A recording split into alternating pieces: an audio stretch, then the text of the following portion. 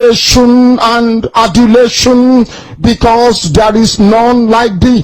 You fight our battles for us. Every blessed day you demonstrate through your kindness and your everlasting mercy that you are our Lord, our God, and our Creator. This evening we offer these your children unto thee all over this very planet that you created. They are listening across the entire 24 time zones on this very planet where they inhabit. They are listening to your gospel this very evening, this gospel of redemption, a gospel of hope, a gospel of restoration, a gospel of renewal, this very gospel of freedom, this very gospel of emancipation as only you ordained. That this very gospel must be preached, that mankind may be set free from the eternal damnation of the creation of the British.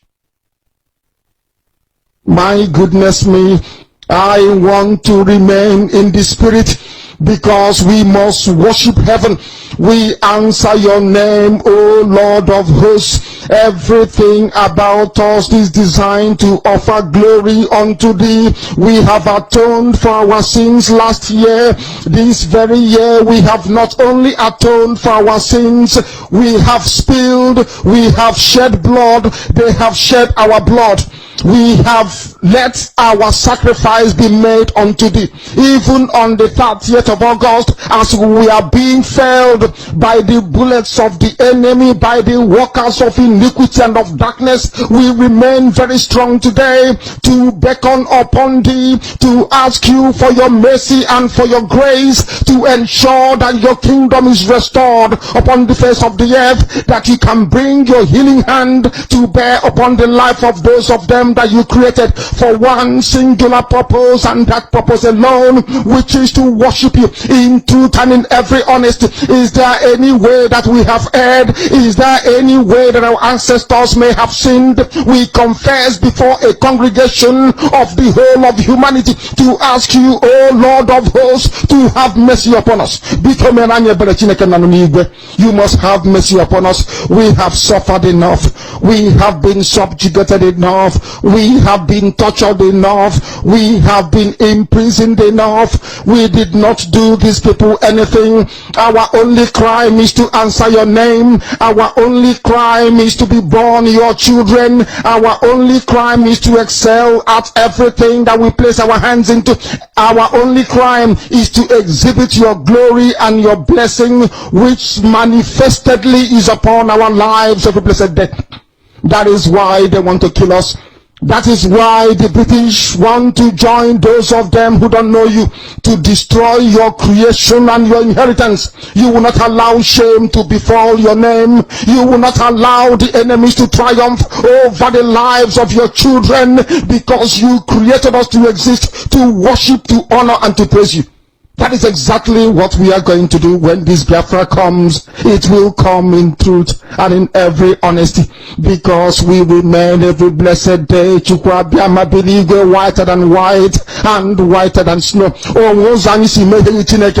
there any way that we have sinned that you cannot forgive us our trespasses, to enable us to fulfill your own word, which was spoken thousands of years ago, that instead of what you promised not to come to pass, that heaven and earth will cease to exist. You opened your mouth to bless mankind to the coming of Yahweh Yeshua, who came here and said, let your kingdom come on earth as it is in heaven.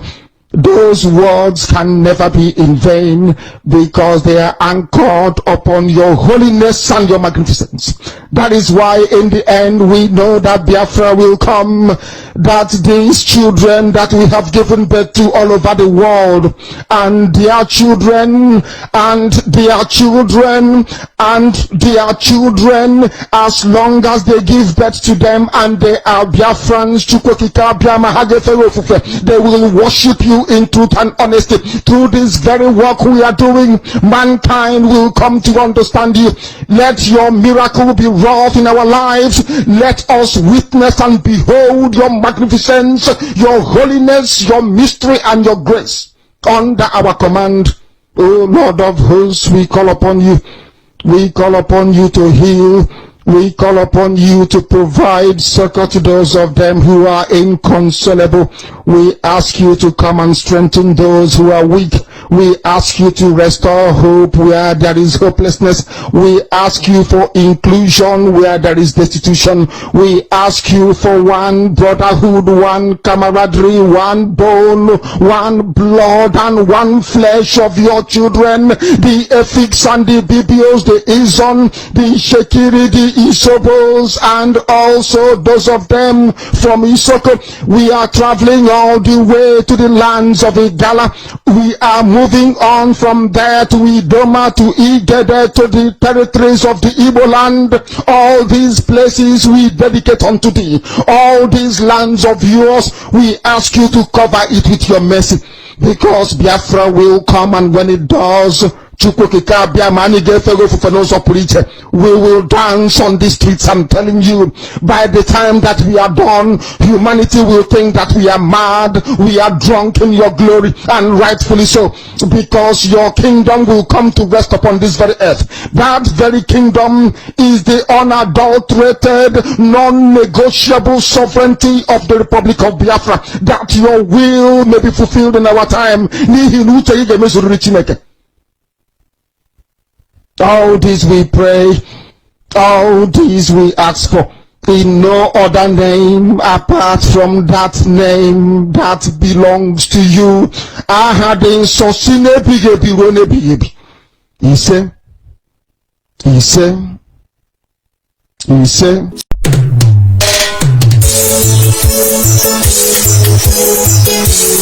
Mazi Nnamdi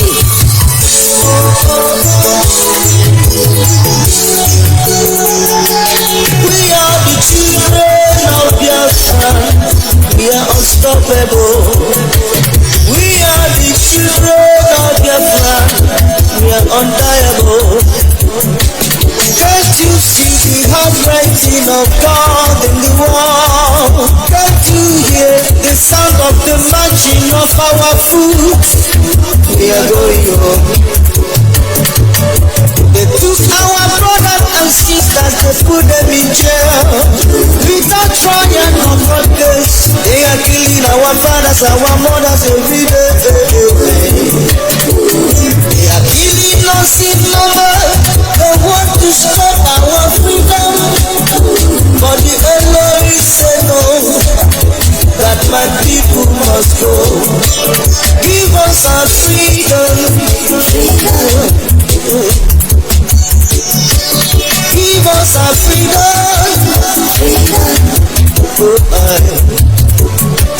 Raise up the people that cheated for their freedom. When you're not in them, don't need you. Give us our freedom. And you say we are asking for too much. The freedom of our people, the life of innocent souls. Over 3 million people you kill because of genocide you're committing every day in our land. Elohim said we must go home.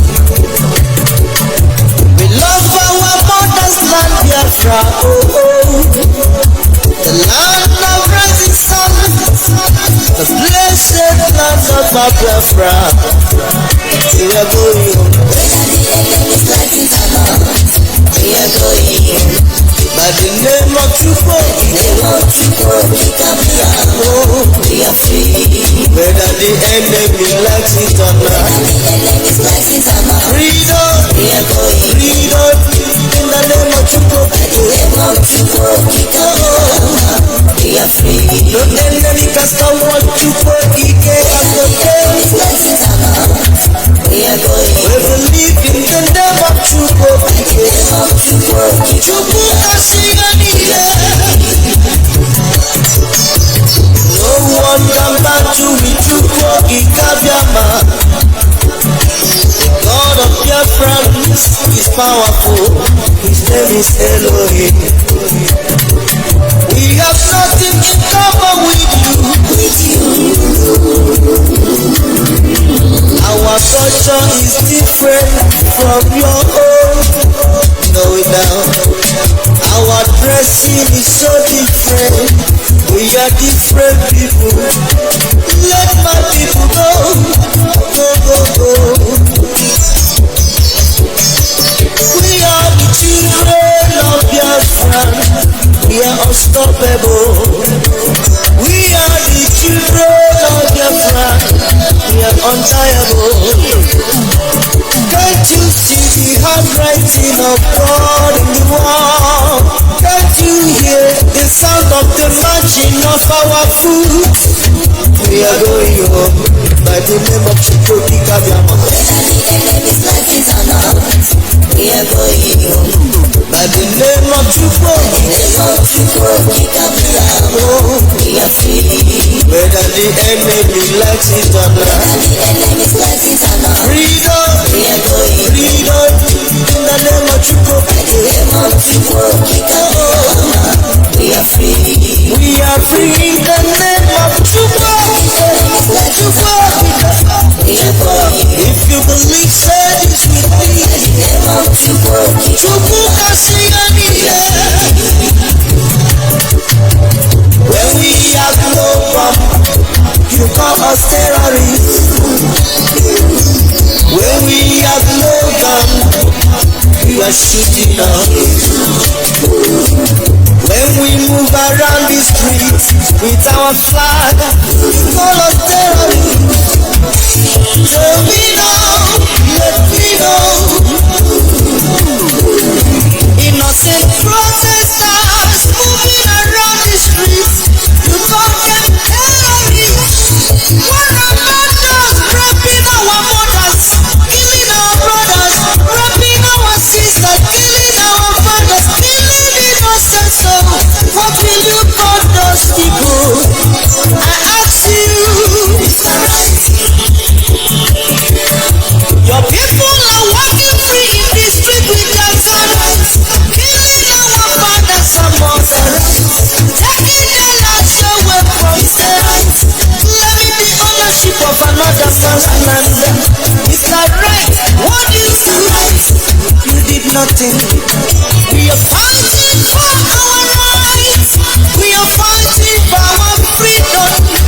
It's our right to protect our mother's land.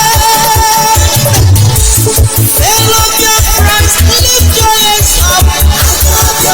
We are going home. We are going home. Land of Biafra. We are the rising of the sun. We are moving.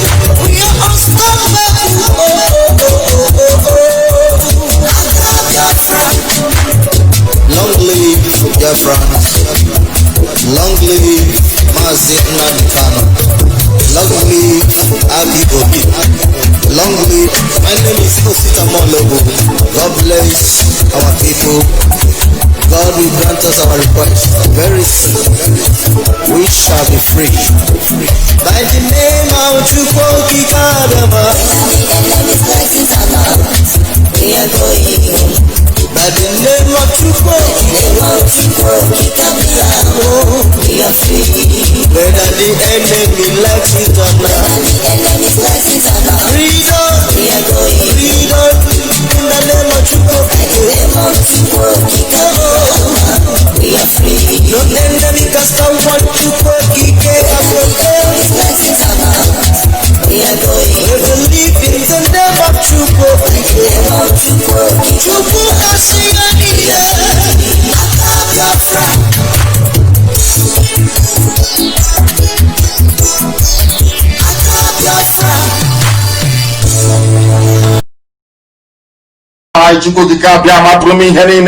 A servant of the wonderful people of Biafra.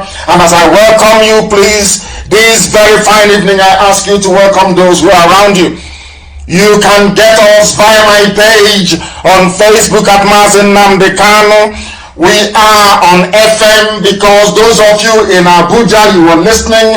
I know that some of you in Abuja will not be joining us via Facebook this evening. They are listening via their radio. We are on 102.1 in Abuja. We are taking this very gospel to the very epicenter of Lucifer. We are going to the place where Satan is domiciled. And this evening there will be light in Abuja, I assure you. Light of the enlightening kind, not the one that comes from NEPA, because this one you can never ever extinguish. Those of you in Abuja, we welcome you to our broadcast. Those of you in Akom, you are part of us, we welcome you. Those in Calabar are listening. Right across Biafra land, people are listening. Even as they send their Janjaweed Miyeti Yala terrorists to my house in Isiana Faruku, we are live and we are direct and the whole world is listening. The commissioner of police in Abia cannot say she doesn't know about this. The governor cannot claim they don't know. Miyeti Yala are now part of the police and the army. They are all terrorists and they are encamped in front of my house. This very evening we are reminding the whole world that they may know what is happening in the damnable zoological republic. We are live and we are direct. As I said earlier, if you do not have your pen and paper ready with you, you are doing yourself a great deal of disservice, because here you are going to learn the things you never learned before. Because of the nature of our program this evening, I will not take much of your time in our usual intro. I will proceed very quickly to go and pray, because we need to pray. Chukwukikabiama is in heaven. We give him every adoration and every glory. This evening we are going to pray from the book of Psalm. That is Psalm 52. We are going to pray because our freedom is very, very near. The forces of darkness are rising up. The children of hell, they are rising up from everywhere. We know what Loretta Noche is doing with some of them. People are very hungry. People are starving. They come from very poor backgrounds and they need money to survive. And that Sorrow is providing it for them via Loretta Onochie. But this evening we shall go on to expose the darkness in the zoo, all the hidden things they have done. Because as we are live on air right now, they are panicking, of course, they are shaking. Wherever they are, they are wondering what revelation is the world going to hear this very day. But before we do any of that, we must go on to consult the Most High Chukwukikabiama, the creator of the heavens and the earth, without whom we could have been here today. The same God of IPOB, the same God of Biafra. Please bow down your heads and let us pray. It was the prayer of David, when he went to the home of the Edomite, to where Saul had gone to. And David prayed to Elohim, and tonight we pray the same prayer. Why do you boast of evil, you mighty man? Why do you boast all day long? You who are a disgrace in the sight of God in heaven. We are talking about the Janjaweed, those who are converting terrorists to soldiers, those who are killing soldiers, and terrorists are now assuming their position and their place.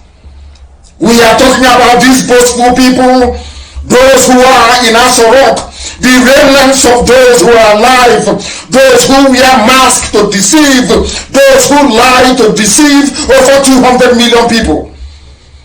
Your tongues plot destruction. It is like a sharpened razor. You who practice deceit in this zoological republic, all you saboteurs and traitors, you love evil rather than good, falsehood rather than speaking the truth.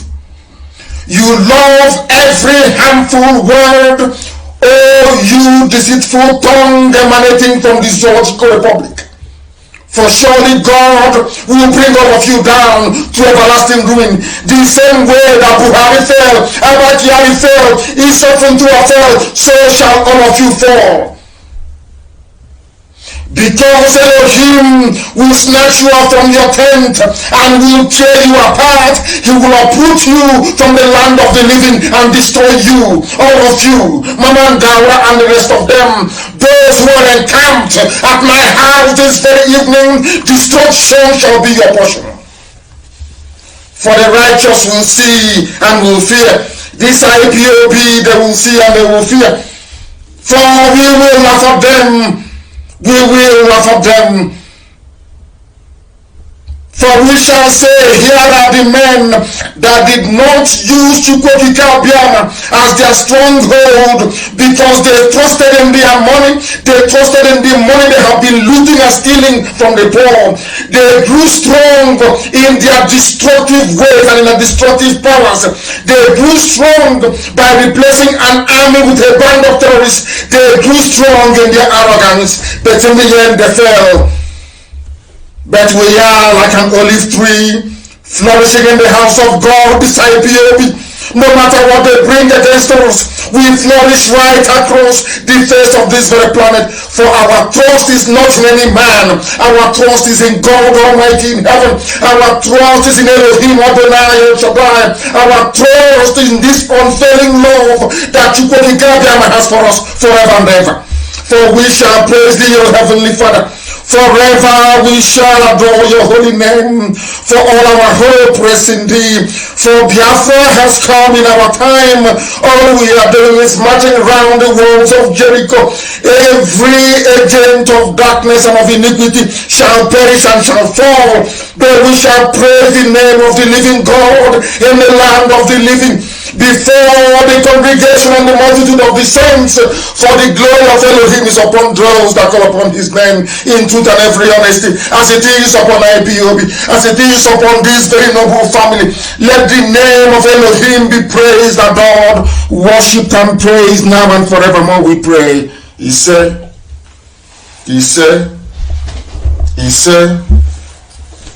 we must preach this very gospel, that heaven may bear us witness. Later on, I don't want people calling, if you call this line, I will block you. If you call any of our lines, I will block you. You should be paying attention, not making phone calls. Pay attention. We are not like anybody in the zoo. We are IPOB, we are Biafrans. Our boundary starts from Benue all the way to the Atlantic Ocean, and our boundaries to the west starts from Edo all the way to Amazonia. We must understand this. We must learn. If you call this line, I will block you. You can never call again.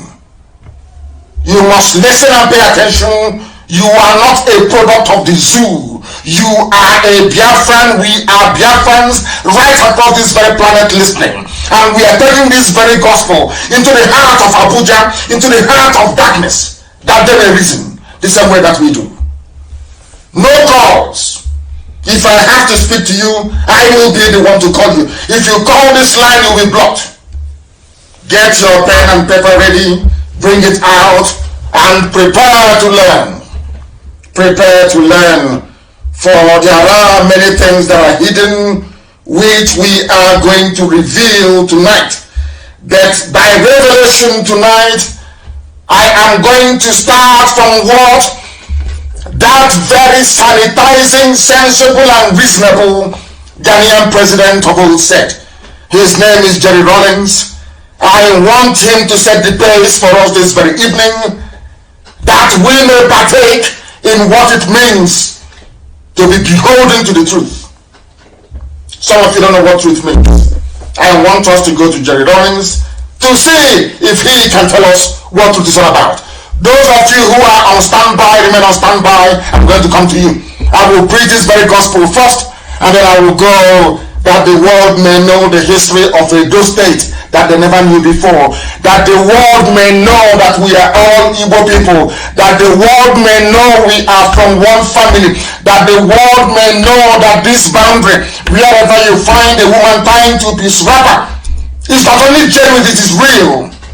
That the world may know how the throne of the Oba of Benin came about, that they may know that we were there before they came, that they may know that the boundary of Biafra is actually inside Ondo State, inside Ogun State.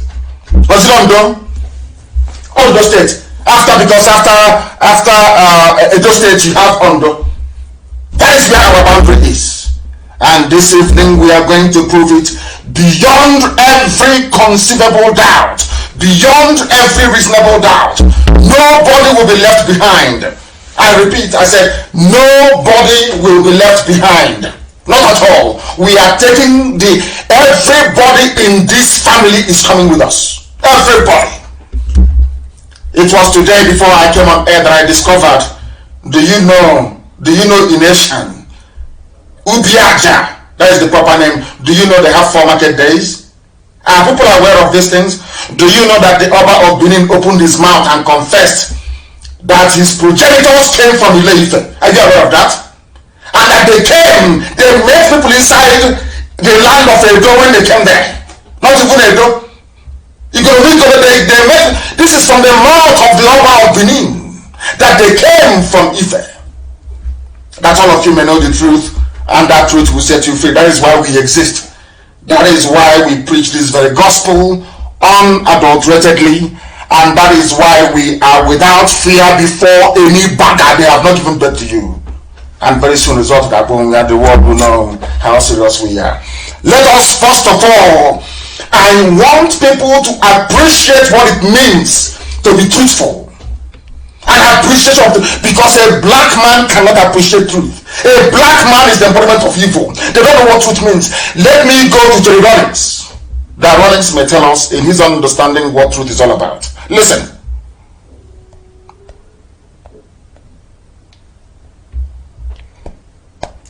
The chemical interrogation. Listen. I would dare you to go and line up some of your finest policemen, some of your finest heads, some of your finest, what you call it, judges. Make any allegations against me, you included. Whatever questions you want to ask, take me through a chemical interrogation. I will be the one who will pass. I wonder how many of you will pass. You know something, Chief? If we can learn to be bold enough to restore the value of truth in our society, yes, then we will have justice. Without truth, we cannot get justice. Are you listening? Without truth, no justice. We cannot get justice. And that's why we're suffering. Truth is so important. You know what Gandhi said? I don't need Gandhi to tell it to me. Gandhi said he was looking for truth in God, only to discover that God was in truth. How beautiful. How beautiful. Did you people hear that? When people have issues with the way we preach this very gospel, it is because they cannot comprehend the truth.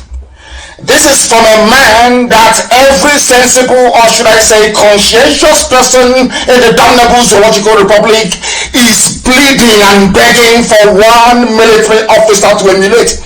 This is Jerry Rollins, the man responsible for cleansing and sanitizing Ghana till this very day. That Ghana is sensible today is down to this very man. Do you know what he did? He killed every corrupt individual in Ghana. That is why Ghana is sensible today. What this very important man is saying is that truth is essential in everything you're doing in life.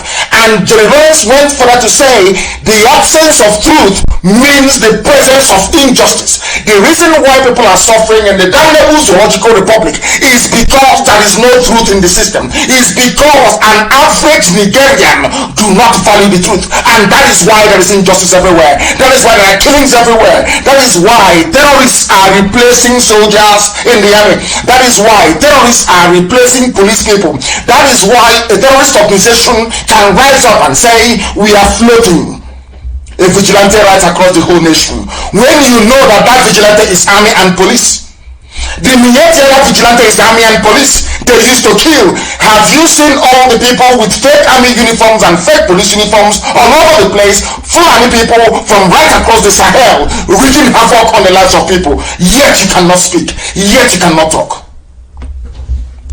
Now you understand why we are very, very important in your lives. Why even as of today, people of Nasarawa are beginning to recognize that we are fighting for the liberation of everybody. We want Biafra, yes, but we want others to be free as well. We want everybody to be free. You cannot be free when you are living in lies. You cannot be free when deception is part of your daily existence. You cannot be free when you uphold the truth. Only truth can set you free. Even Rollins knows. Him of all people ought to know. And when you claim you believe in God, the only thing that you can see in God is truthfulness. Nothing more, nothing less. Only truthfulness. If you cannot find truth in God, it means you are not a human being. It means you are not a truthful person. And once it is recognized that you are not a truthful person, you are not deserving of justice. That is why the Sioux, Nigeria, they don't deserve justice. Nigerians don't deserve justice. That is why there is impunity. That is why there is so much stealing and corruption. And that is why there is retrogression and backwardness. That is why nothing seems to be working. That is why people are suffering, and that is why they are dying. Because they abhor the truth. And the scriptures made us to understand that you shall know the truth, and that truth shall set you free. That is why we are here this evening, to preach this very gospel uncompromisingly, that the world may know. And where are we going to start our gospel this very day? We start it from the very old problem, because we must be truthful to ourselves. If you are not truthful to yourself, there is no way you can get out of the mess you're in. Let me give you a very simple example for those who do not know. When you're sick, you have appendicitis threatening to rupture in your stomach, and you go to the doctor and you say to the doctor, oh no, I have toothache. And the doctors will be spending their time battling with toothache, whereas the problem you're suffering from is in your stomach. As you're busy lying, the appendix ruptures, contaminates your entire alimentary canal, and if you are unlucky, you will die from it. The reason why you are dying is because you lied. You failed to disclose that the problem you were having was appendicitis. The same thing is applicable to all the animals in the zoo called Nigeria. They lie to themselves. Your average Nigerian is a natural born liar. A natural born liar. They were born to lie. That is why everybody is suffering. And that is why nobody wants to confront the truth. Nobody wants to stand up and say, what is happening is evil. What is happening is not good. Let us try and change it. Never. Because they are lying to themselves. They are lying to themselves they can be in the same country with the Fulani. They are lying to themselves that you can be in the same country with people who come out openly to extol the virtues of terrorism and lawlessness. All of you know this. That you are cowardly. You close your mouth, you cannot speak. They give you money, you take it, you pocket it, and tomorrow you want things to be better for you. It cannot be. Somebody called Dr. Sanele has been writing brilliantly. I think this is the third installment of what he's been writing. Was the amalgamation of the North and the South a mistake? A very simple question. When Lugard came and decided to join us from the South with those of them from the North, was that a good thing? Let me tell you one good thing that will shock everybody. Do you know that had the amalgamation taken place without the inclusion of Fulani in it, things would have been better in the zoo, Nigeria? Are you aware of that?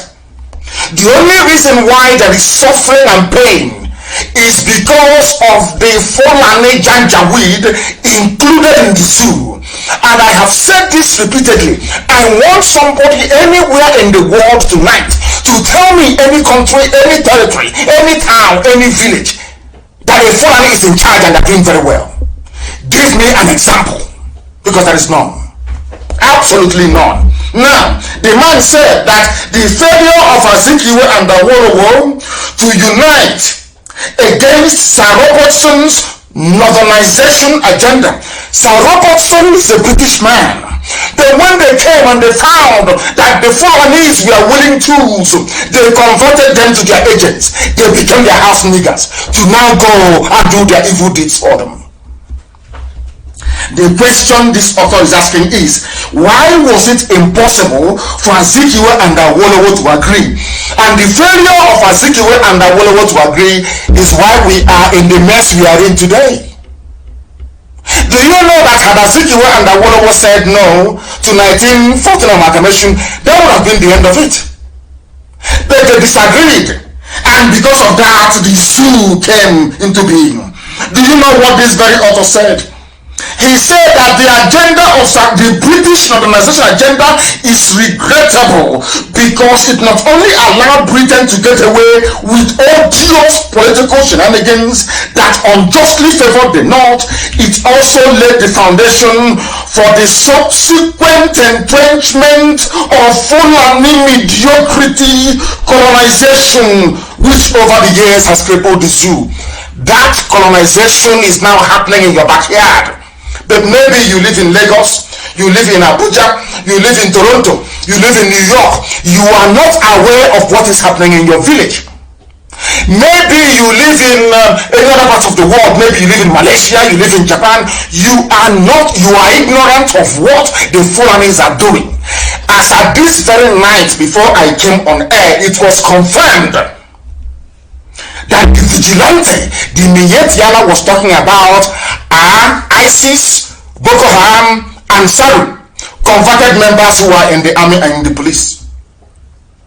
In other words, as I'm speaking to you right now, we are under virtual occupation.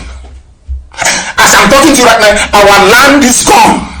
Everybody, I said everybody, including those of you in the middle belt, those of you in the upper belt, in the lower belt, anywhere belt you are occupying, all of you in Oduduwa land, in Yoruba land, you are gone. Your land have been taken.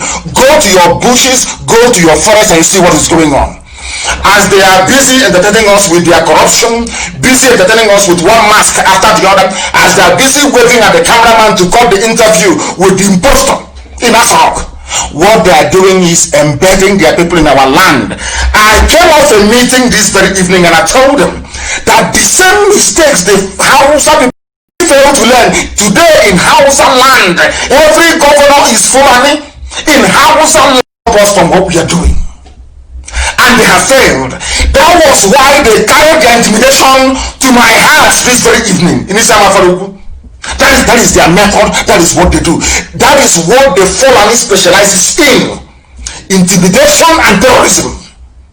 Those are their true places. They lie through their teeth.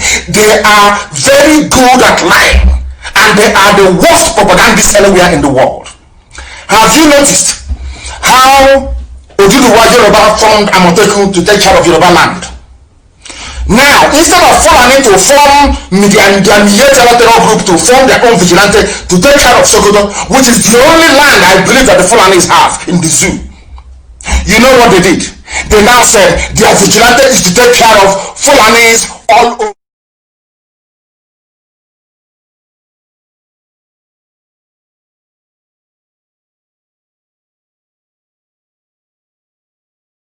But now it is coming home to roost.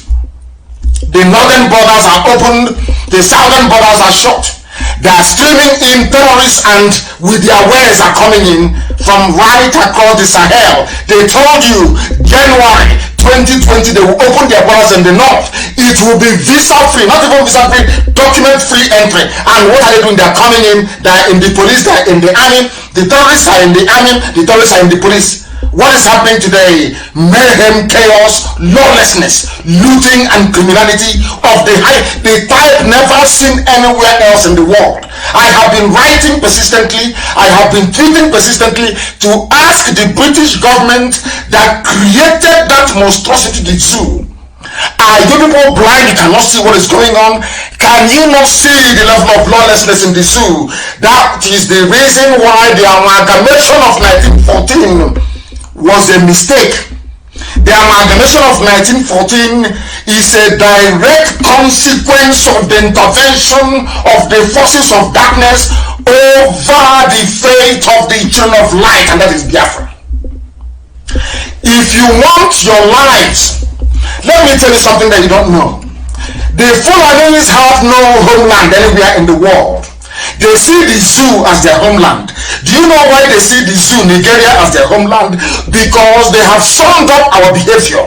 They understand that with a little bit of money, once you give the politicians and their elders money, they sell you down the drain. The same thing we did during slavery. The Fulanis now know that with money, they can buy up everybody.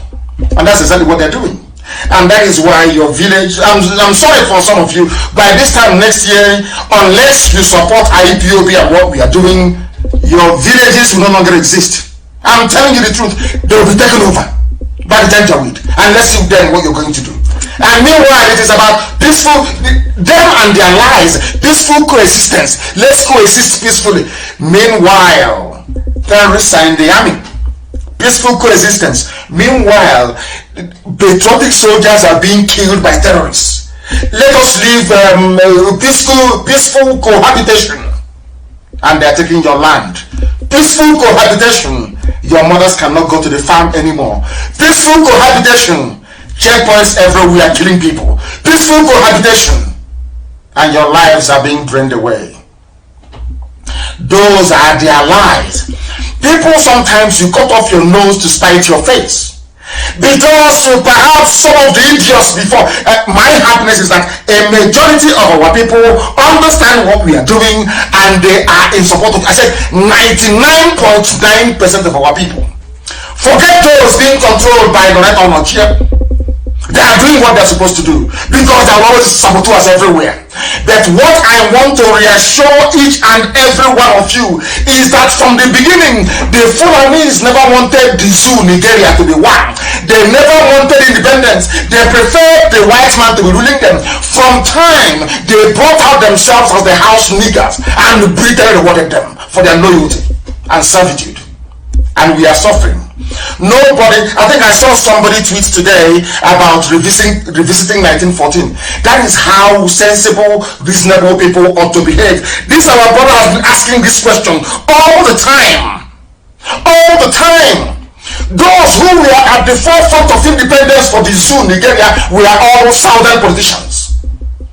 Anthony Nahor, Nnamdi Azikiwe, Awolowo, and all the rest of them. In the north, these people trying to educate you about the laws of zoo Nigeria, they are the ones that went to a conference in Lagos and walked out and said, if you don't allow a white man, the British, to continue to rule these black people here, including us, then we don't want Nigeria. Fulanis opened their mouth and said they want to be slaves to the British. And as a reward, Britain gave them the zoo to manage for them. That is the reality today. Ask yourself, what did Jonathan do during the time of Jonathan? Before Obama connived with Cameron to remove Jonathan. Everywhere in the world was, oh, Nigeria is bad, the corruption, the government is failing. But now, not only do you have corruption, you have terrorists, killers and murderers in the army. The government is taking murderers and killers and putting them into the army. Not only that, you are hearing about the type of looting that will make you vibrate. A woman, Sadia, whatever her name is, took 850 billion, squandered it. Orisabetu is in jail for 400 million naira only. She's Fulani. All of you are there, everybody, both Yoruba, Oduduwa, both all of you from Biafra land, every ethnic nationality, they made no bells. How many are these Fulani people? Let me ask you a simple question. All these Fulanis, they make sure you don't have electricity. Some of you don't know that the lack of electricity is a deliberate government policy to impoverish everybody. So you don't know that? They used what I call the maxim of the Soviet era Communist Party. You see chicken. I want to tell you how a black person behaves. You see chicken, organic chicken, chicken. Go and bring a chicken tomorrow morning.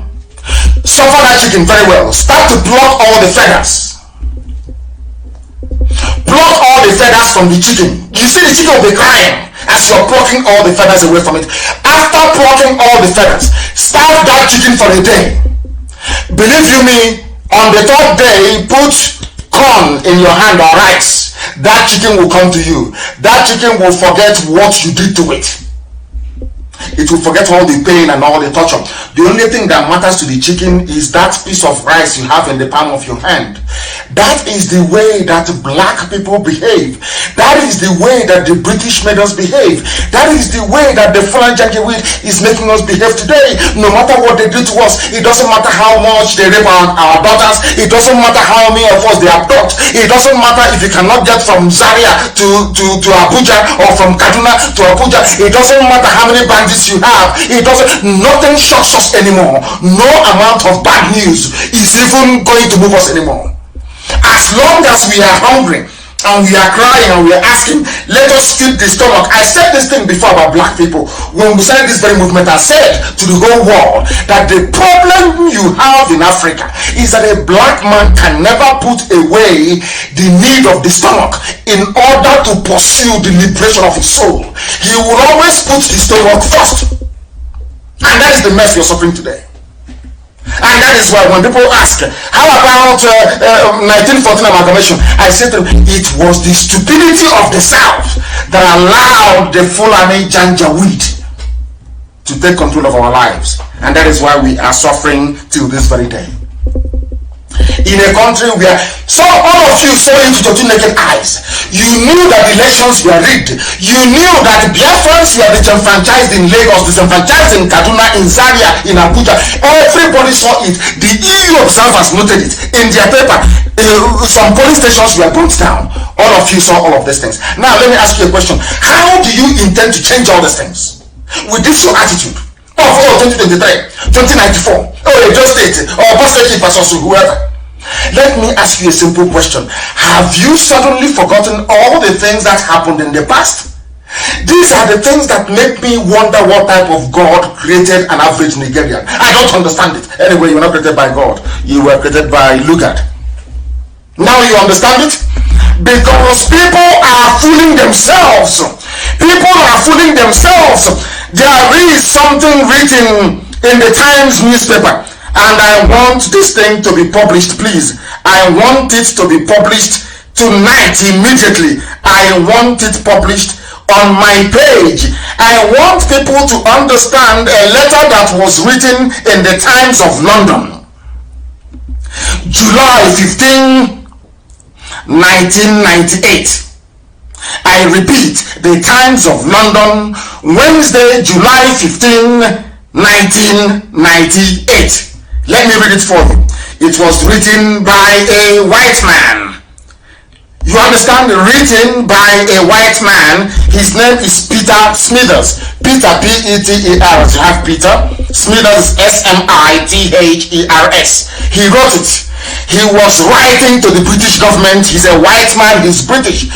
As I said before, the British people are very conscientious. An average Briton is a nice human being. An average Englishman, an average Scottish man, an average Welshman, an average Irishman, they are wonderful, beautiful people. But once you take them away from the streets of London, or Belfast, or Glasgow, or Edinburgh, the case may be, or Cardiff, and you put them in the Foreign and Commonwealth Office, dealing with colonial matters or dealing with Africa, they turn into beasts, they turn into monsters. I don't know why. Somebody wrote a letter. It's called the Nigerian Lesson. This is in the Times of London.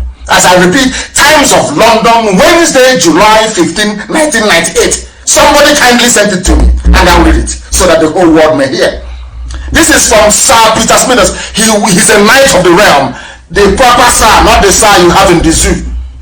Only the come up with a knight, you know. These are the knights of the realm of the British Empire. Now listen. Sir, I'm now reading verbatim the letter written by Sir Peter Smithers to the Times newspaper of London.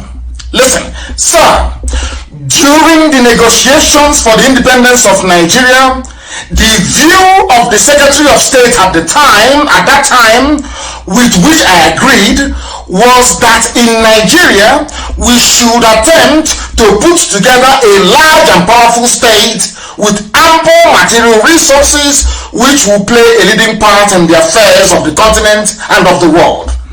This was attractive, but it involved forcing several different ethnic and cultural groups into a single political structure.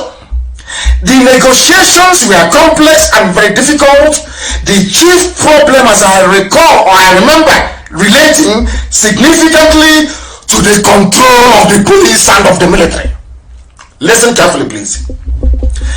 In the retrospect of 40 years, it is clear that this was a grave mistake, which has cost many lives and will probably continue to do so.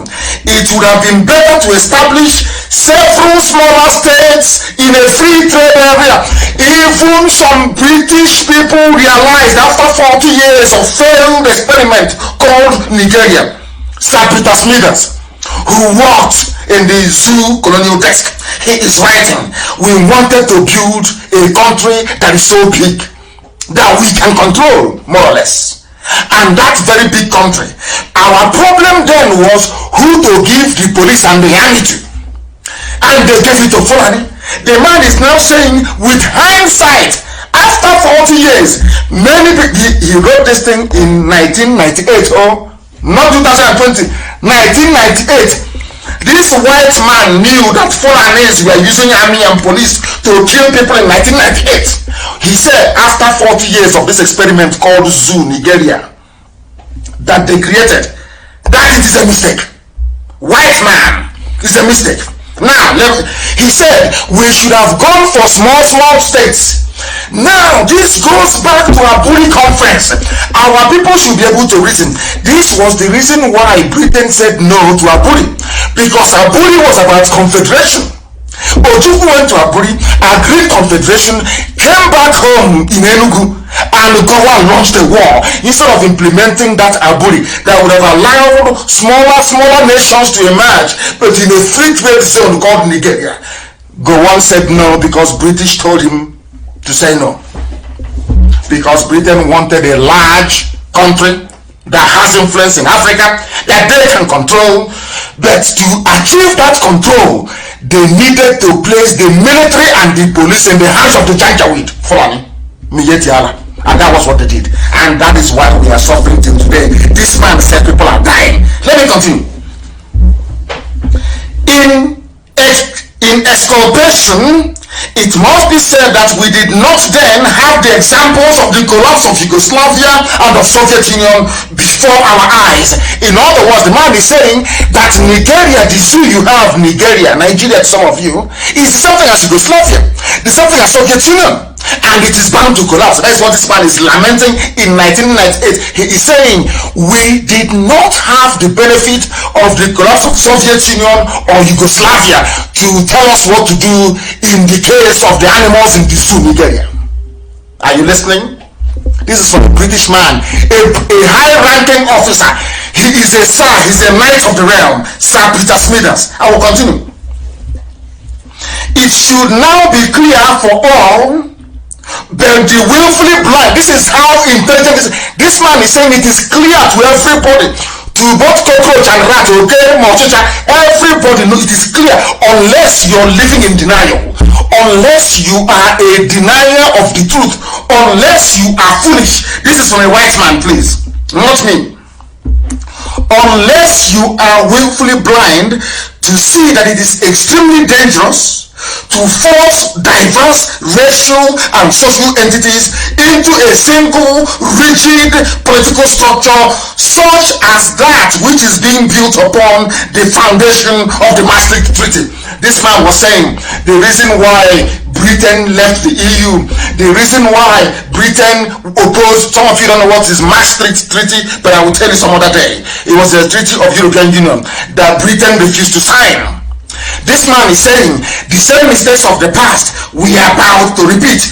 What is that mistake? To willfully join together. He said it is extremely dangerous. A white man is saying is that Nigeria as it exists today, Nigeria, is extremely dangerous because you are forcing diverse racial and social entities into a single rigid political structure that is unsustainable. Now, recent history, according to this man, Peter Smithers, sir, of course, is a knight of the realm. Recent history suggests that it would be best to complete the development of the common market and to call a halt to political integration in Europe. These are the people of Brexit. They don't want Britain to be a part of one big political superstructure. The man is saying the same thing we built in Nigeria that is costing lives. And who is this man that wrote this? He said, I am, sir, your obedient servant, Sir Peter Smithers, listen to his title, Parliamentary Private Secretary to the Minister of State and the Secretary of State in the Colonial Office from 1952 to 1959. And he lives in Vico, Makote in Switzerland. Are you listening? These are people that knew that putting a country together, people of diverse social backgrounds. In Igbo land, am I the same thing with a Fulani man? The answer is no. I am related to Efik, to Ibibu. I'm related to Asian, as they call it, I am related to Ikonomi, the people who are there. I have relationship with Urobo. I know I can relate to Isoko culture. I can relate to Ishekiri culture. But can I relate to Fulani culture? The answer is no. Maybe even to an extent, I can relate to Yoruba culture, to an extent. But do you think I can ever relate to Fulani culture? Of course the answer is no. Because Fulani runs a feudal system, a rank-added system, where one big man stays at the top and gives you tea in the morning and asks you to go and stone somebody and you can do it. That's what they do. Do you see the difference between an egalitarian society and one that is so structured that other will come from the emir or from the sariki or whoever? We are not like that. That is not democracy. And that value system was what the Fulanis brought to Asarok. These are the things that your so-called social scientists and your political analysts don't understand. What is playing out in Asarok today is the same janjaweed feudal system, where one person stays at the top and just keeps distributing money that they did not work for, money that they didn't earn. That is what is happening in the zoo. That same thing was what they brought to the center in Asarok, and some of you are too blind to see it. When we tell you that the zoo, Nigeria is unworkable, try to understand there is no nation on this earth where you have divergent values, divergent cultures and traditions welded together into a nation. Is a lie. People might say to you, oh, how about USA? Everybody is there. Yes, but if you're coming into USA, you are swearing an oath of allegiance to the Constitution. That Constitution is an Anglo-Saxon Constitution.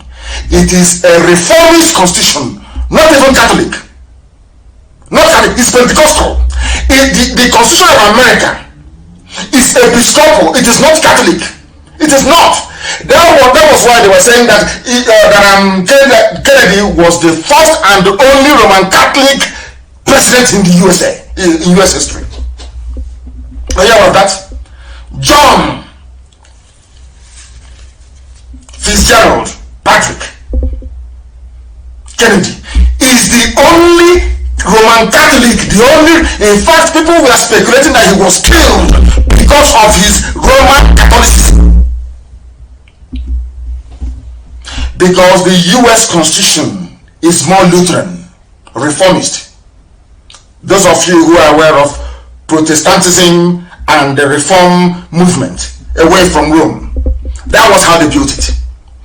So for you to be an American citizen, you must swear an oath of allegiance to this very beautiful document called the Constitution of the USA, where you now believe in the rights of women, inequality between everybody who is, in fact, between men and women, so to speak.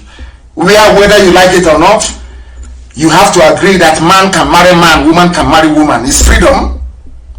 Are you aware of what I'm saying? Now, once you swear an allegiance, you abandon or you jettison whoever you were before, you become an American. Do such things happen in the zoo? No, they'll tell you about state of origin. You're not an indigenous. Our way of life is our turn. Do you hear people saying in America is our turn? It's the turn of Texas this year. Oh, it's the turn of Massachusetts. Oh no, it is the turn of Washington. Oh, it's the turn of California. Or it's the turn of Iowa. Do you hear such rubbish? Because everybody is welded together under this very beautiful document called the Constitution of the United States of America. That is one thing people don't understand. When they tell you, oh, can't you see America is diverse, they don't go into detail. to tell you that there is one mechanism that unites them, and that is the constitution. And that constitution was drawn. In other words, for you to become an American citizen, basically you are saying, I want to be an Anglo-Saxon.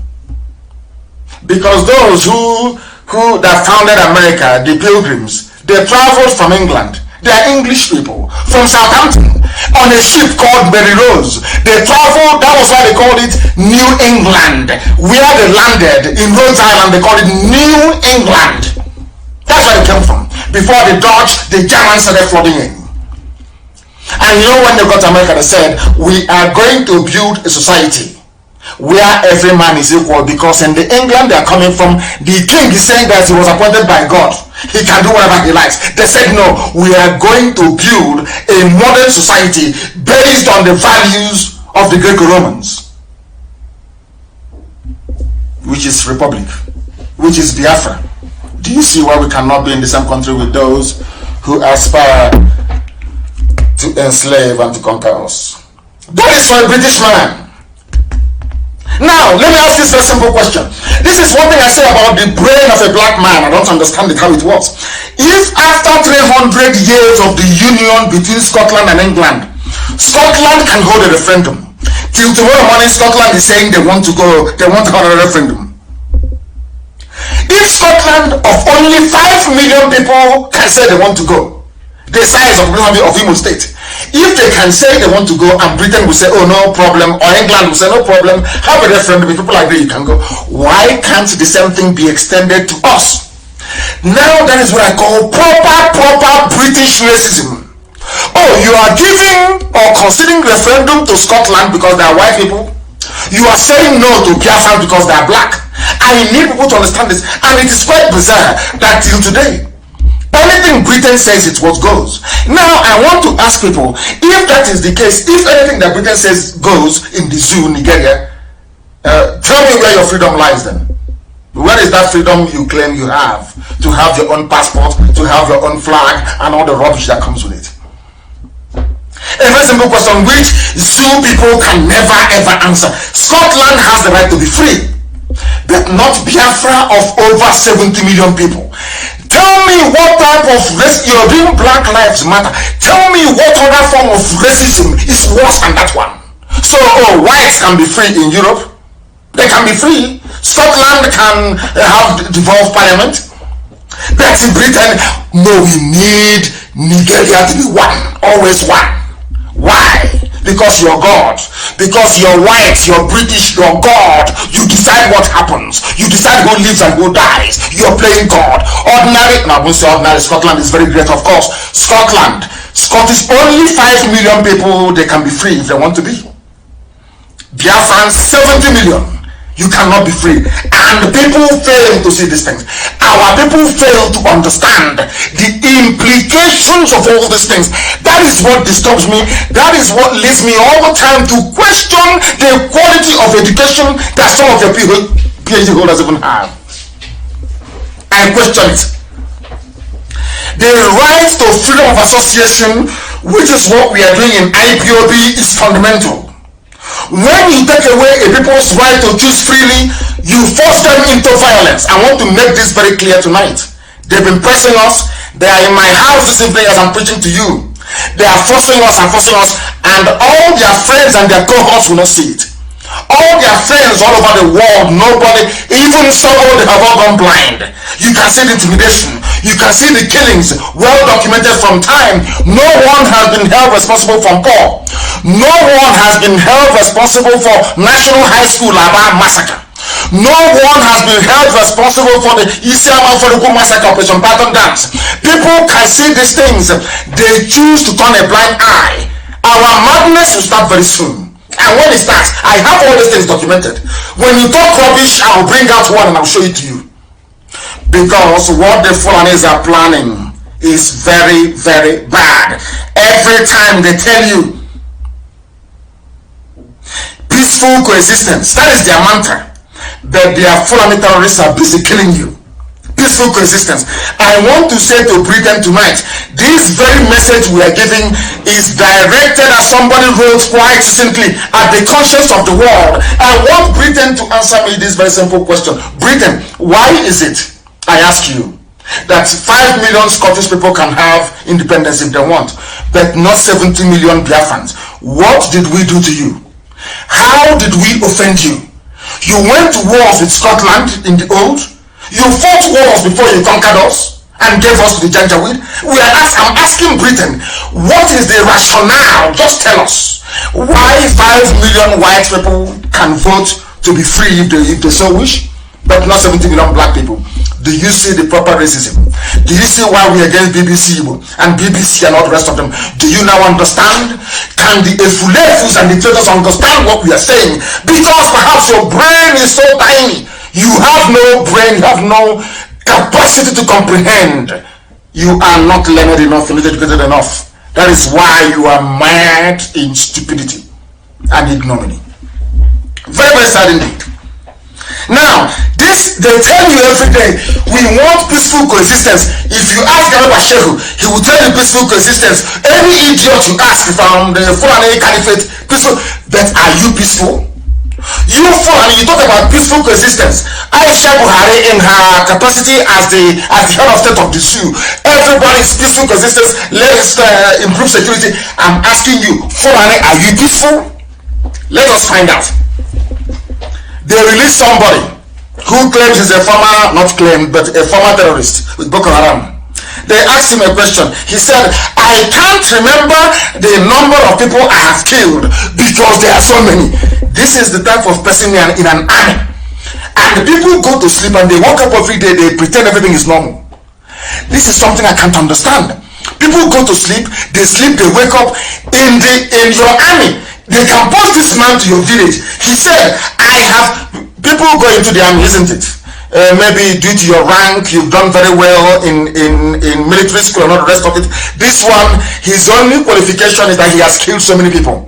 He has killed so many people that the only thing the Fulani hierarchy in the Sioux can think of is put him in the army. Tell me what he's going to do when he sees a very pretty girl in your village. Because they know now, the Fulani know they can kill anybody and they will get away with it. They killed the daughter of Fasoranti, the Fanifere leader. Has anything come of it? I bet people made noise on Facebook and on Twitter. All of us, we are writing, Fasoranti's daughter is dead. Did anything come of it? No, nothing. Now the Fulanis, they understand, as long as the daddy Britain is there to protect them, because anytime something happens in the zoo, the international protocol says that you first go to the colonial master. Anytime there is a problem, you must first consult the colonial masters. I learned this lesson in 1997. I went to the USA ambassador's residence in London, Grosvenor Square then, 1997. I went there with my good friend Ifeanyi Irebu. We met the man who is in charge of the Africa desk. His name was Walter Fulmer, PhD of course, Dr. Walter Fulmer. He spoke to us and he told me clearly, United States of America cannot do anything in Nigeria without the approval of Britain. Face to face. In 1997, I will never forget, 1997, September, I was there with somebody, Ifeanyi Irebu. We went to the same unit together. He was a year behind me at now is London Metropolitan University. He read politics. I did politics and economics, political economy. Ifeanyi Irebu, I left. Oh, Chineke, my goodness. He told us we cannot do anything without the say-so of the British. Face to face. The places we have been to, the things we have seen on behalf of Biafra, you won't believe it. You can't believe it. Now, let me tell you something you don't know. His name is Usman. He is one of the 602 ex-Boko Haram terrorists who completed their de-radicalization, rehabilitation, and reintegration program in July, according to a report by a Zoo newspaper. Now they asked him, he said he is thanking the Nigerian government for giving them a new life. Usman said, none of us was killed during the deregulation process. I really enjoyed my stay in the camp, but people who are not armed are being killed. All of you are quiet. All of you must remember what I'm saying, and my happiness is that every program we make, we have it in storage somewhere. You people are here now laughing, drinking your good, having fun, when people who are not armed, just holding a meeting, they are being killed. The army of the zoo, their police is in my house, this Faruku, terrorizing people. We are somebody that said, I have killed so many people, I can no longer count. That person is in the army. But those that have not killed anyone, the army is in their homes killing them. Now tell me how stupid people can get. You think we've forgotten? No, we have not. I'm saying all these things because when our own madness starts, you will not blame us. Now, somebody who has killed so many people he cannot remember is in the army. A group of elderly mothers who have not killed any fly in their life, they are being besieged by the police in Abia State. And I wrote something on my page before I came on air. And I said to Britain, you will not warn your lapdogs now. You won't warn them. The day our madness starts, it will be Britain who will be at the forefront saying that what Nnamdi Kanu and his volunteers are doing is not good. They will be the ones propagating it for the Fulani. Because the job of Britain is to keep the zoo one. It is here. Official. But the same Britain was instrumental in the collapse of Yugoslavia. Margaret Thatcher was instrumental in the fall of Soviet Union. But because those people are whites, the Europeans are whites now, they deserve freedom. You people in Africa, according to British government official policy, you are niggers, you are nothing, you are animals, you don't deserve to be free. That's why we're in bondage. Do you think that Britain cannot call up the Janjaweed and tell them? Do you think that they cannot call up the Janjaweed and tell them? They can't tell them to go back to Aguri. Britain has the power to say go back to Aguri, but they will not do it. Do you know why they won't do it? Because to them you are not a human being. Forget all the wishy-washy, hypocritical, equality for garbage. No, they don't believe in it. You are nobody to them. Before their sight, you are a nobody. That is why the army can go and recruit murderers and killers. Has Britain complained? No.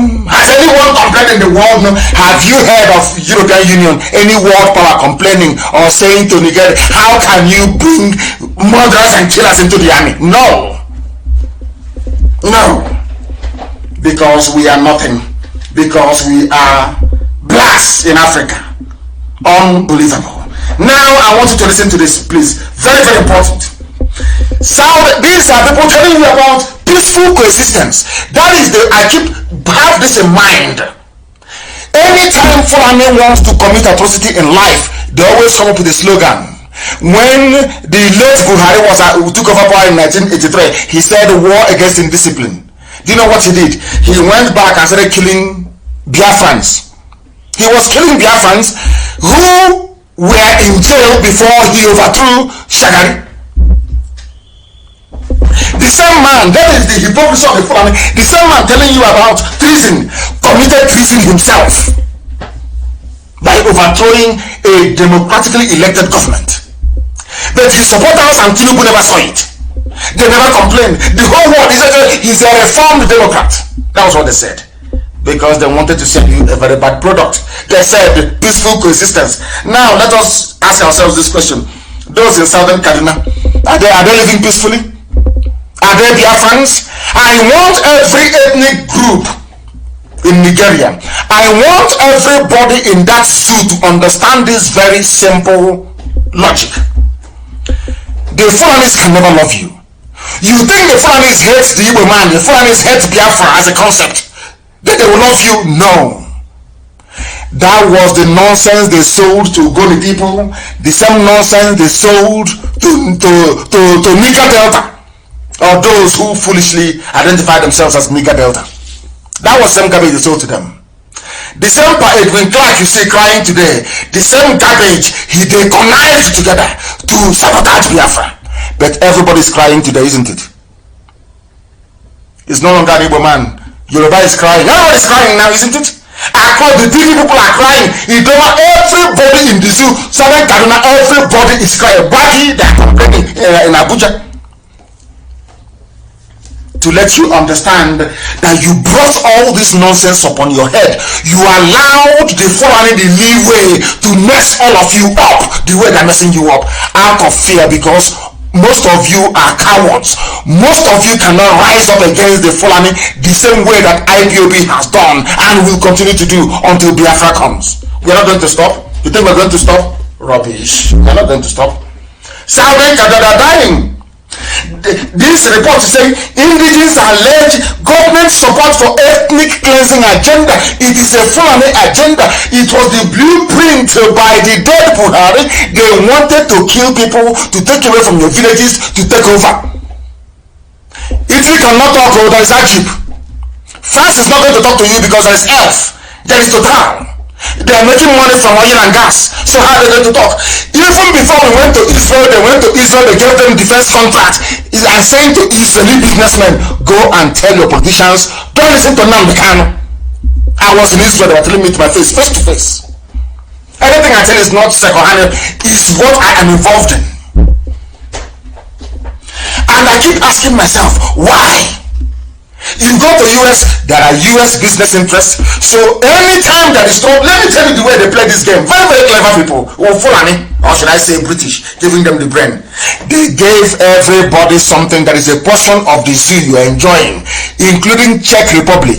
Do you know that that plane that flew to Switzerland later on went to Czech Republic for servicing? The Air Force One? They will be wondering how I know. Do you know that they're buying arms from Czech Republic? Do you know that? So now, because there's a very healthy, sizable IPOB family in Czech Republic, you know what they do? They go down and say to them, oh, you're there, you have our contract, we are giving you defense contract as they did in Israel. How come you're allowing IPOB to be doing this?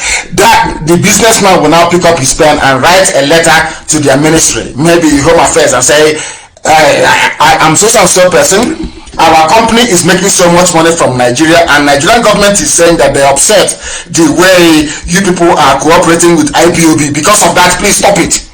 You will see them, they will change their interview techniques during asylum, when we seek asylum. That's what they do. That's all they do. They now pressure the business in that country as they did in Italy with Egypt. Egypt is the one now contacting judges, telling them, oh please, IPOB is this, IPOB is that, because the zoo has put pressure on them. That's what they do. That is what they do. Some of you don't know this, but we know, and we are countering them every blessed day. If you know the battles we are fighting on a daily basis, believe you me, if you see us, you give us a very cold beer to drink. I'm telling you the truth. A serious battle. That's what they do in the zoo. Or in Germany. Because the people putting pressure on the government are the businesses doing business in the zoo because of the money they are getting. All of you are niggers, you can go to hell. That's what they say to you. You are a nigger, you can go to hell. Our concern is the money coming into Germany from Julius Berger, from Siemens. All of you can die, we don't give a damn. That is why what is happening in the zoo, all of you remember Rohingya. Have you all forgotten Rohingya? Rohingya, because Muslims are involved, because in the zoo Christians are being killed, and to be a Christian is no longer fashionable in the world anymore. Maybe to be a Muslim to be a Christian is no longer something to be proud of. That is why they can kill as many Christians, or should I say Judeo-Christians, as possible, and nothing is going to happen. Nothing will happen. Nothing will happen because has the Pope spoken? The answer is no. How about Archbishop of Canterbury? No, that one wants oil money. Look at ordinary Rohingya. How many people did it Burma? How many people did they kill? Is it Myanmar? How many Rohingyas did they kill? and it's everywhere. Every news, everywhere you go is Rohingya. Look at the amount of slaughter. The slaughter in the zoo in southern Kaduna is on a daily basis. Has anyone complained? Have you heard people coming to say, oh, we are going to investigate? No, we are the ones, IPOB, pushing and keep pushing for US Special Envoy to come to the zoo to see the level of carnage and mayhem going on. These are things you need to understand. Now, Minyet Yala are the ones responding. They are saying that ethnic cleansing and genocide is not true.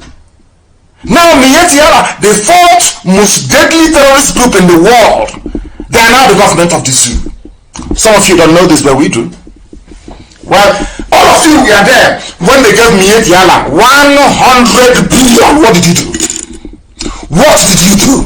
100 billion given to a terrorist group. And some people say, oh, we support the government. We support what they're doing. You support the government giving 100 billion. That is funny for you. 100 billion to a terrorist group, the fourth most deadly terrorist group in the world. Fulani headsman Minyet Yala. All of you were there, sheepishly looking, and you did nothing. Only IPOB complained. That is why I say that in my next life, I don't think I will come close to Africa, believe you me. When I hear about people being stupid, but you have to be on the ground in the zoo to realize how daft our people are. People are lamenting. A 93-year-old woman, Mrs. Azumi Boka, her community were amongst those that was attacked during the latest attack by suspected armed headsmen on Gonan Rogo community in Kajuru government area of southern Kaduna State. Of southern Kaduna rather, in Kaduna State. These are the amounts of killing taking place. People are dying and being slaughtered every blessed day. Every blessed day people are dying. No one is talking. Britain is not talking. France is not talking. EU is not talking. Nobody is talking. Do you know why you are blacks and you are niggers and nobody gives a damn about you? Until you give a damn about yourself, because Fulani is taking all of you. Not only that, we have said this before, because the aim of the Fulani is to take over everywhere and bring in their people from the Sahel, so they can now say that Nigeria is Fulani homeland. Some of you are too foolish. You are blind, you cannot see, but we can see. Is this only Biafra is suffering? All of you that ganged up against Biafra, how far now? I'm asking you. Are you having fun? All the lies they told you, all the lies they told you through go on, all the lies, the deception, the deceit. Either one is the problem. Biafra is the problem. Where are we today? Are you having fun in the zoo, Nigeria? The answer is no. Now let us even go to those that fought for them. The bulk of the soldiers, I keep saying this all the time, only if the soldiers can't put the need to save their lives and their communities over and above their stomach. Those that fought the war were those from the Middle Belt, or maybe those from Kanem Borno Empire, which is Borno State. Even there in Borno State, they claim they are all Muslims, so I want you to understand the game plan of Fulani. You know, when the Hausas want to rise up, they show them and say, we are Hausa Fulani. It's a lie. If you're Hausa Fulani, how come there is no Hausa man who is an emir? Show me one Hausa, show me one emirate being controlled by a Hausa man. There is none. And that is where all of you are heading to. The mentality of the Hausa, so reduced and so marginalized, that they can no longer rise up again. Only if they listen to this gospel and develop some brain. The Bagi people in Abuja, are you not agitating? Bagi in Abuja, are you not agitating to be free from the shackles of the Janjaweed? Some of you don't know this. Do you know that Abuja indigenous, the Bagi, do you know they're agitating? People don't know these things, you know. Do you know that most of them are Christians that they're agitating? They say, oh, the north is Muslim, the north is one. Rubbish, pure rubbish. If the north is one, why are they attacking the home of the Shehu of Borno? Why are they attacking it? You know that it was only the Borno people that resisted the Fulani when they came. The Shehu of Borno fought them. You know the Fulanis, they don't forget. They've not forgotten. That is why the height of the terrorist activities going on in this zoo is in Borno.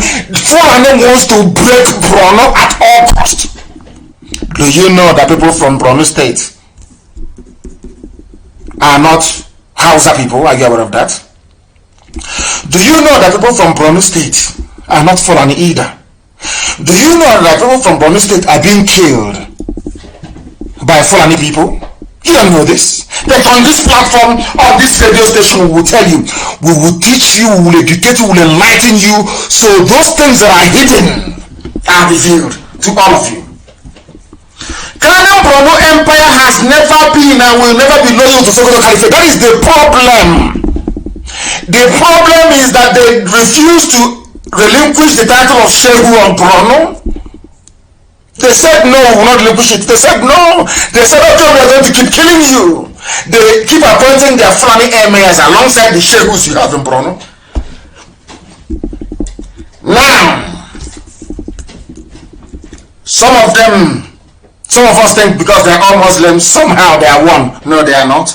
They are not. That is why the northeast of the zoo has no peace. That is why most of the monarchs they have been killed by Boko Haram. That is why Boko Haram is in Borno, killing them. Who are Boko Haram? Boko Haram are Fulani Janjaweed, by another name. Of course, I do sympathize with them because Yusuf was killed by the police, so they have every right to agitate or to get angry. Today they are calling them terrorists. That is why most of the monarchs you have in Borno are dying, and if you go and do your research, most of the people dying in Borno State are all Shehus. No emir has been killed. The people they are killing are the Shehus, the original aborigine, the owners of the land are being killed. Owners of the land are being killed in Borno by the Fulani. But you don't know this? Owners of the land in southern Kaduna are being killed. And I keep asking people, Fulani have a matter. How many are these Fulanis terrorizing all of us? Everybody. How many are they? And somebody quite frankly put that, do you know those that carried out coups are from the Middle Belt? Maman Fatsa, Henry Oka, and all the rest of them. Are you aware of that? Why?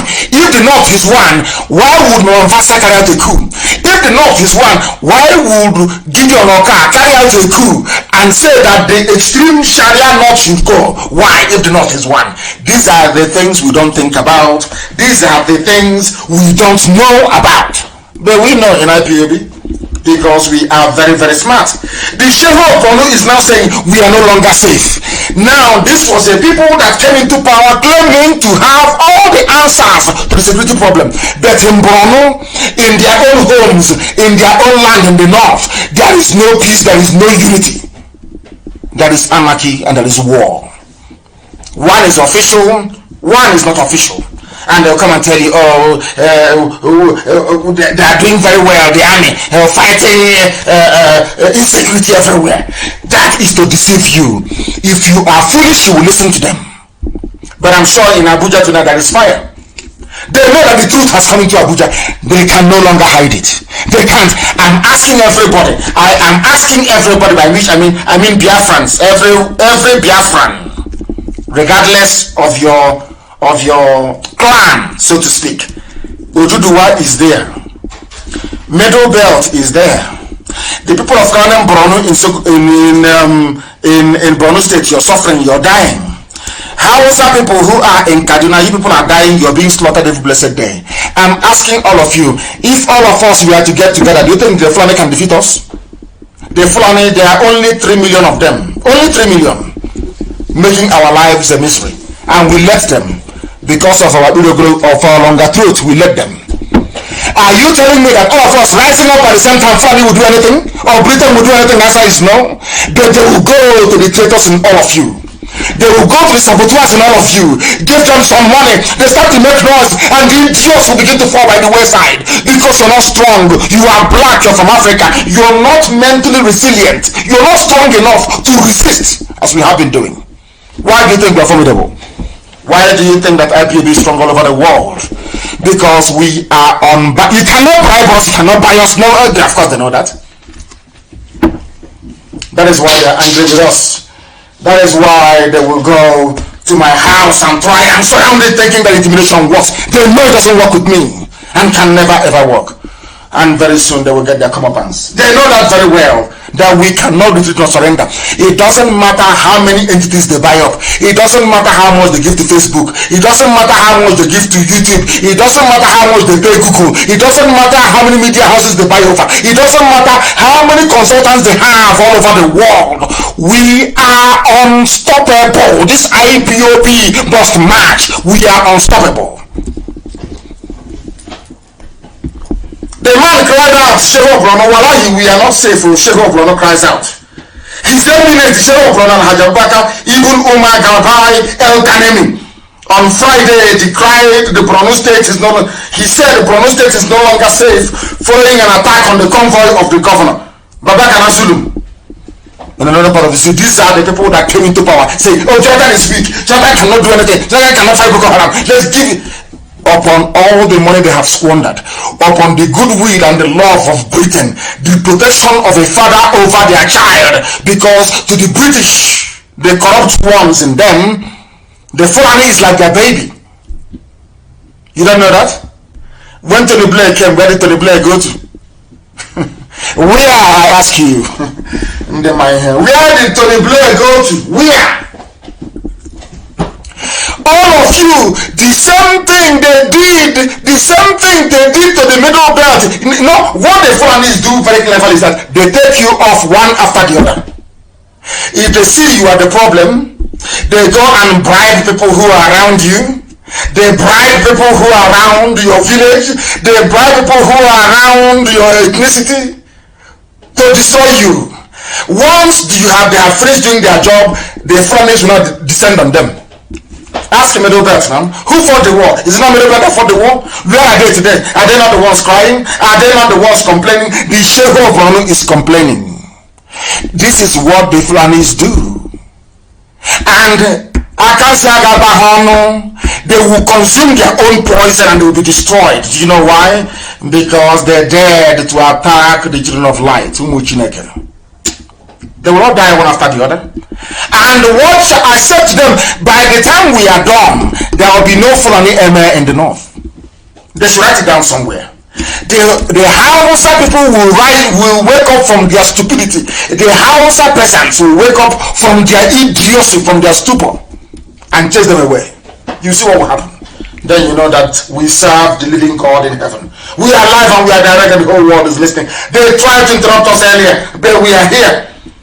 Sokoto Caliphate wants to conquer the entire north, especially the current Borno Empire, which is Borno State. They want to conquer them completely. That is why they keep releasing repentant Boko Haram to go and do more harm to the people of Kanem Borno. That's what they want to do. That is what they're doing. They want to destroy the Kanuri tribe. The Kanuri tribe that, you know, when Britain advised them, forge this alliance with everybody. First of all, subdue, attack the Igbos, destroy them first. And that was what they did. What did they do? They went to Kansarawiwa, they went to Adakaboro, they went to all of our people. They keep deceiving them, they keep talking to them, they keep convincing them until they fail. After that, what happened to Kansarawiwa? Who killed Kansarawiwa? The same Fulani. Who killed Adakaboro? The same Fulani. Yet people don't learn from the Niger Delta. They don't learn because their brains are empty. I'm not insulting anybody. I am just telling you the truth. Now, listen very, very carefully to this. Army, what are you doing? No. According to the mask wearer, the claim is Buhari. Insecurity. Nigerians know we have done our best. You have done your best. That you are in Isiama Faruku this night with your army and police. But you're saying you don't have soldiers to go and meet terrorists in the north. We have done our best. That is a signal to Boko Haram, a signal to Mietiala. Do anything you can. Britain have now given us the green light. We can take over the whole place. That's the meaning of this. If you go, oh, we have done our best, there is no condemnation. Nobody is condemning them. This was a news they carried. It's He says that they are saying that the regime, this very regime, had done its best as far as fighting members of Boko Haram is concerned, and the militants in the South. And I ask the whole world, our people in the coastal land of Biafra, are they fighting? Is Avengers fighting? The answer is no. Is anyone fighting? The answer is no. But you see how clever the funny thing they are. They have to smuggle in South. So that when Britain is going around the world lobbying for them, Britain will say, oh, it's not only in the north that is problem. There's also problem in the Niger Delta area of South. Do you see? I don't know why people don't, why we black people who don't reason. Do you see what Britain is doing? Do you see their game plan? So we have done our best in fighting Boko Haram and also in the South fighting militant. And I'm asking them, when was the last time there was militancy in the South? So-called, or should I say in the southern part of Biafra land? None. But they will keep quiet. Igbo man is your problem. You see it? They now had to smuggle in. Everybody was there when Avengers was doing something marvelous. And the governor stepped in and said, no, Avengers, no, take money. Stop. And they stopped. Since then, have you heard of Avengers again? The answer is no. Why are they including South in their nonsense of insecurity? That is to tell you how evil and dubious people are. It is a very big shame that our people allow them to get away with it. All of us are allowing them. Now, can you imagine Oduduwa and Biafra coming together? Is it not game over? Is it not game over? The Muslims who are within Oduduwa will not allow that to happen. That's the way it is. But it is too late. It is bound to happen anyway. It is bound to. That thing that Azikiwe and Awo failed to do, this generation must do it. To put an end to all this rubbish that is happening in the zoo. If you are doubting us, let me now give you the confirmation of what is going to happen to all of you. Those of you who are listening in Abuja, those of you who are listening from Moscow, in Russia, all over the world, listening to this, because the whole world is listening. People are listening via app, you are on my Facebook page, people are listening via FM, others are on satellite. We know it, the whole world is listening. Let me tell you what is going to become of your village in 50 years' time. This is a headline from a Zoo newspaper. Tension heightens in Jos over alleged plan to install an emir. In Jos is a Christian territory. Jos. You know, that is the area that Gowon comes from. All those people that betrayed Ironsi, all those who said Igbo man is your problem, all those who were brainwashed into believing that Biafra was the problem and not the solution. But today I am glad they see Biafra as the solution, and I welcome all of them. I am not going to hold the sins of Gowon and Danjuma over the heads of innocent people. Of course not. They were deceived. What is happening in Jos today? If you recall a few years ago, what is happening in Southern Kaduna was happening in Jos. Go and Google Jos violence, religious violence. It is there. Countless reports were produced by a joint parliamentary committee in the United Kingdom on Jos. They used to do a prayer, a vigil, pray for Jos. In London, they used to do it. Do you know why they were fighting and killing you all those years? It is to install a Fulani emir, and it has happened. This is a headline published only yesterday from a Zoo newspaper. Tension heightens in Jos over alleged plan to install emir. Tension heightened on Friday in Jos City and Bukuru town in Plateau State over an alleged plan by some people to install an emir in Jos South local government area of the state. The tension arose when an invitation card purported to be from the Bukuru Emirate. They have formed an emirate. You see where they have their mushroom huts now in our town, near Night Mile. If you're coming from Onitsha into Enugu, you see them on the right hand side. They are in Okwa, they are in Ebonyi, they are in a few other places in our land. In 50 years time, they will present to you the emir of Okwa West. You know, I told you this about a few days ago. Some of you didn't believe me. But now in Jos, after many years of fighting and subduing them, I want somebody to tell me Where you have Fulani people and they're not in charge of the politics and there is no trouble there.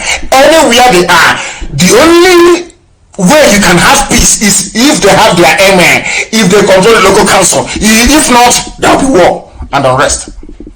Now they have gone to Jos. They want to install an emir. You see how miraculous God is? You see, the same people from the Middle Belt that fought Biafra and said that Biafra will not come, today their own land will not be for them. The emirs are coming. And who are the emirs? They are Fulani. They are coming into Jos. He's here. Are you going to stop them? Who is going to stop them? You can cry, you can lament, you can shed blood. Blood can come out of your eyes. No one is going to save you. Only Biafra can save you. Only IPOB can save you. Isn't it very ironic?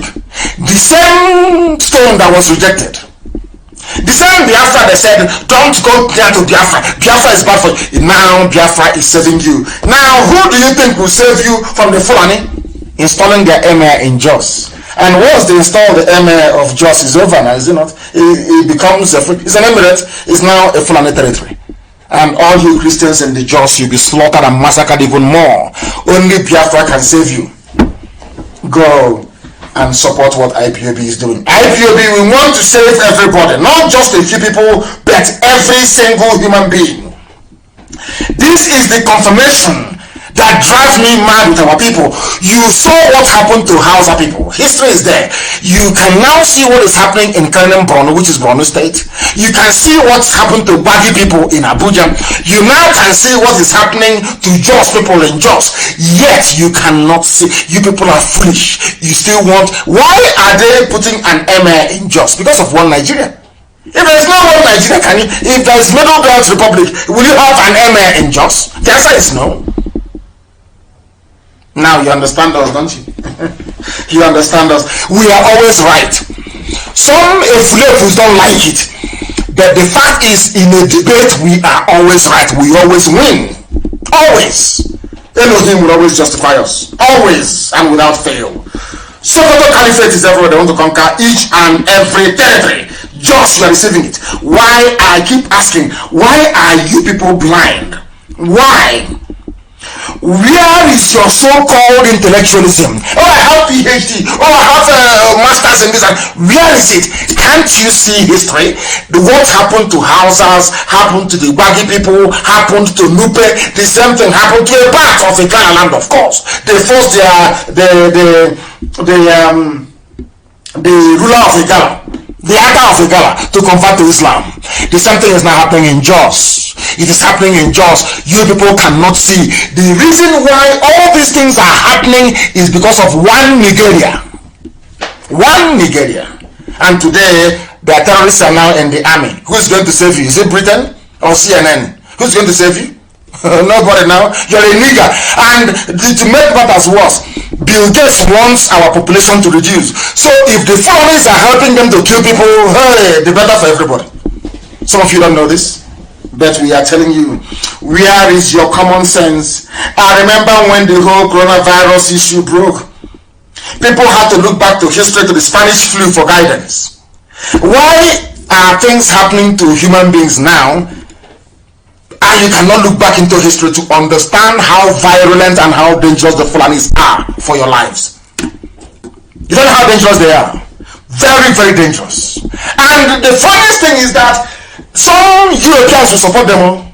Don't get me, of course, the what they're getting from the zoo. If you're a country and you have a contract for life, as Julius Berger has in the zoo, why because of a bunch of niggers you forget that? Of course not. A few niggers can die whilst you keep cutting away your money. The reason why history exists is so that you can look at it and learn something from it. Look at Salem Kaduna. There is a comprehensive report released by the Center for Inclusive Governance and National Development on the role of the federal and Kaduna state government in promoting the killing of the indigenous people by their Fulani kindred. Are you listening? Federal government of the zoo, Nigeria, in conjunction with Kaduna state government, are killing people. This is the report. Now listen. Kaduna state and the federal government, they have provided an enabling terrain for Fulani terrorists to eventually take over the whole of southern Kaduna and other parts of northern Christian communities through deployments of heads of security agents who are purely Fulani Muslim. As I told you before, police Fulani, army Fulani, civil defense Fulani Muslim in Christian communities. That is why they don't want you to be free. That is because only under, people must understand this, the reason why, because you are under one Nigeria. Once you're under one Nigeria, they can deploy, the IG of police can put Fulani men anywhere they like. You cannot stop them. Now you understand it, don't you? You understand it? Now listen very carefully, please. The approval and granting of a biased, brazen and solemn request from Governor El-Rufai that all policemen of Southern Kaduna extraction should be transferred out of Kaduna State. You don't know this, but we are telling you. Do you know that the governor of Kaduna State, rather than have the policemen from Southern Kaduna, indigenes, police their communities, they said no, transfer them outside the state so you can bring them Fulani and they'll be there, they'll fold their arms. As their terrorists are now slaughtering you and you do nothing. Only Biafra can save you. Can save all of you in the zoo. Only Biafra can save all of you.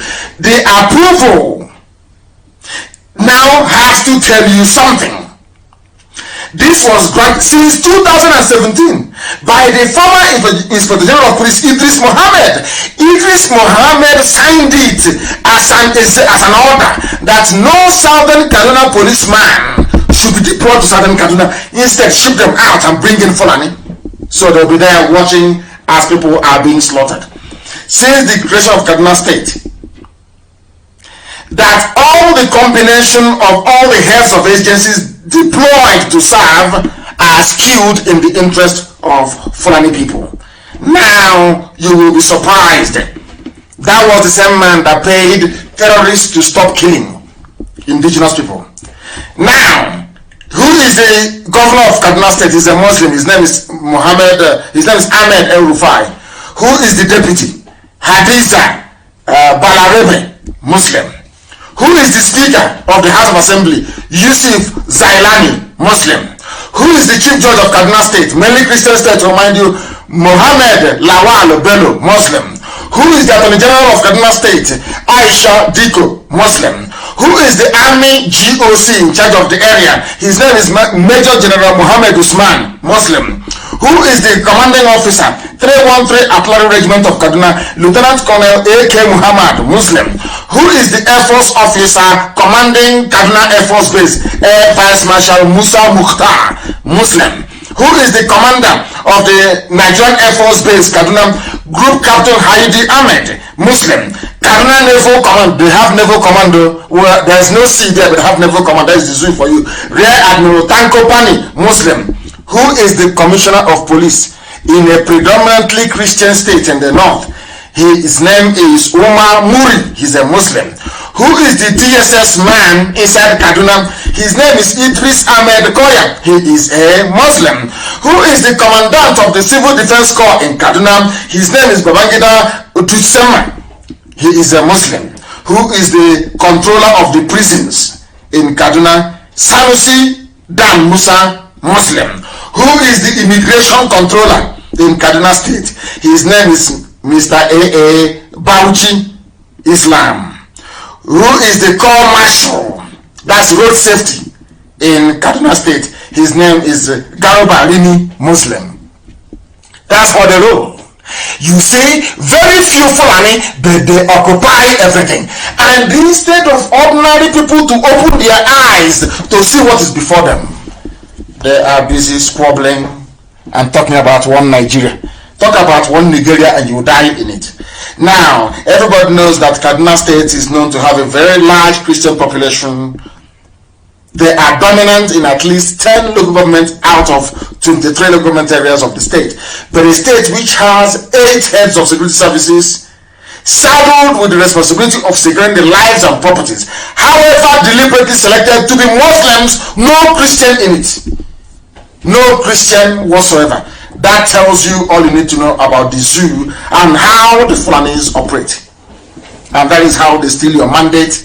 they bring somebody from number 4 to number 1, and nobody can complain. That was how they finished off Zangon Kataf, the government area, where El Rufai mandated a committee to produce a white paper that will help him take the land of the people and give it to the Fulani terrorists. These things are happening in a place where they claim to have democracy, and none of you are quiet. The more you are quiet, the more the Fulanis will decimate all of you. Now, the zoo, remember, these same people, let me tell you how, you'll be wondering how they make their money. How do they keep all of you quiet? How can you have only 3 million people controlling 200 other million people? How is that possible? Because Fulani knows how to steal. They know how to steal very, very well, and I must give them credit for it. They also know how to share. They know how to distribute their largesse. They know how to do that very, very well. Now listen very carefully. The zoo was sold to China for 5.3 billion. Have you forgotten? And how many of you can remember? How many of you today can remember that the zoo was a company before owned by the Royal Niger Company, Royal Niger Company, so to speak? Sir Goldie sold, you and I, the Nigeria, sold it to Britain for, I think it was £85,000 or thereabout. I'm sure that Karamonde will correct me if I'm wrong. The whole of the zoo was sold to Britain for £85,000. Today they are selling it to China for 5.3 billion. That is to tell you that Nigeria never existed. It's never a country, can never be. Never a nation, and can never ever be. In other words, as somebody wrote very cleverly, if you have $6 billion now, you can buy the whole of Nigeria. You can buy everybody, any millionaire now anywhere in the world with common $6 billion. You as Elon Musk is, or maybe Bill Gates. If Bill Gates really wants to reduce the number of people in the world and wants to kill 100 million Nigerians as he's been planning to do, all he needs to do is to dip hands in his pocket, produce only common $6 billion, and you can buy everybody. China bought sovereignty of the zoo, Nigeria, for 5.3 billion. So with 6 billion, you can also buy, you can outbid China and then buy the whole of the zoo with some change on top. That is how useless and how low our lives are. Very, very sad indeed. So if you have a rich uncle, your uncle can buy Nigeria for you for only 6 billion. You can buy with 200 million people in it. They're all your property. That is how sad life has become for our people. Very, very sad indeed. That is why in the zoo, soldiers are shooting dead legitimate senior soldiers in the barracks, and nothing is happening. And the woman can dip. I mean, it's the lies of the Fulani that astonish me. The way they lie. Some of you remember this lady very well, Sadia.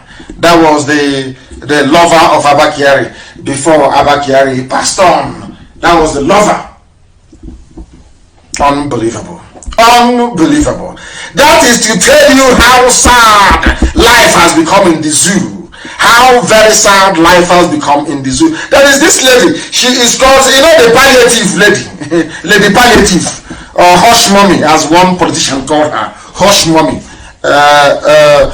What's that her name again? She's called, what's that her name? Sadia. Her surname keeps escaping me. Her surname always escaped me. I don't know why.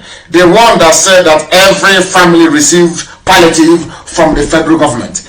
That tells you how they lie.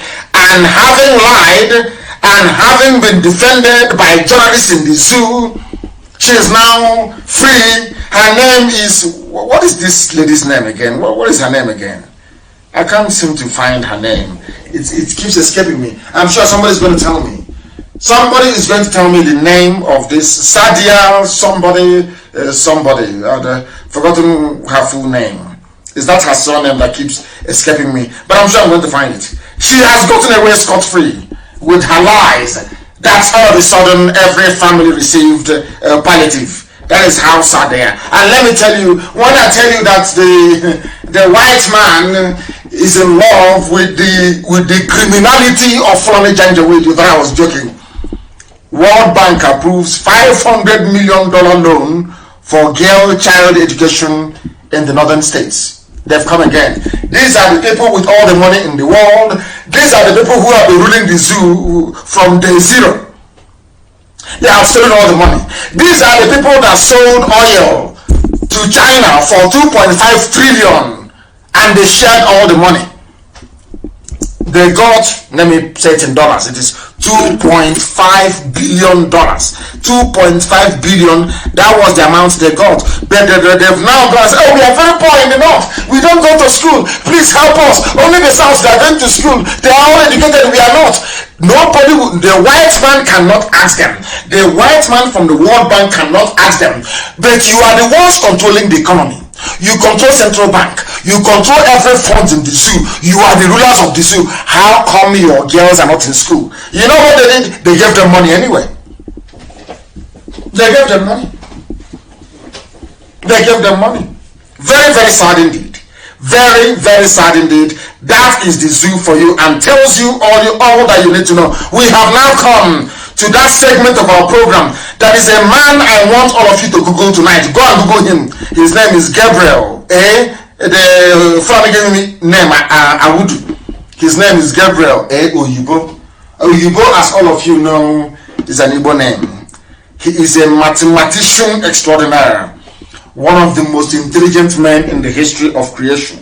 Very, very intelligent man. He is from Kogi State. He is a PhD holder. He is a professor of mathematical sciences at Ofapit Institute of Technology. A very brainy man. A very, very intelligent man. Highly intelligent. He's from Kogi State.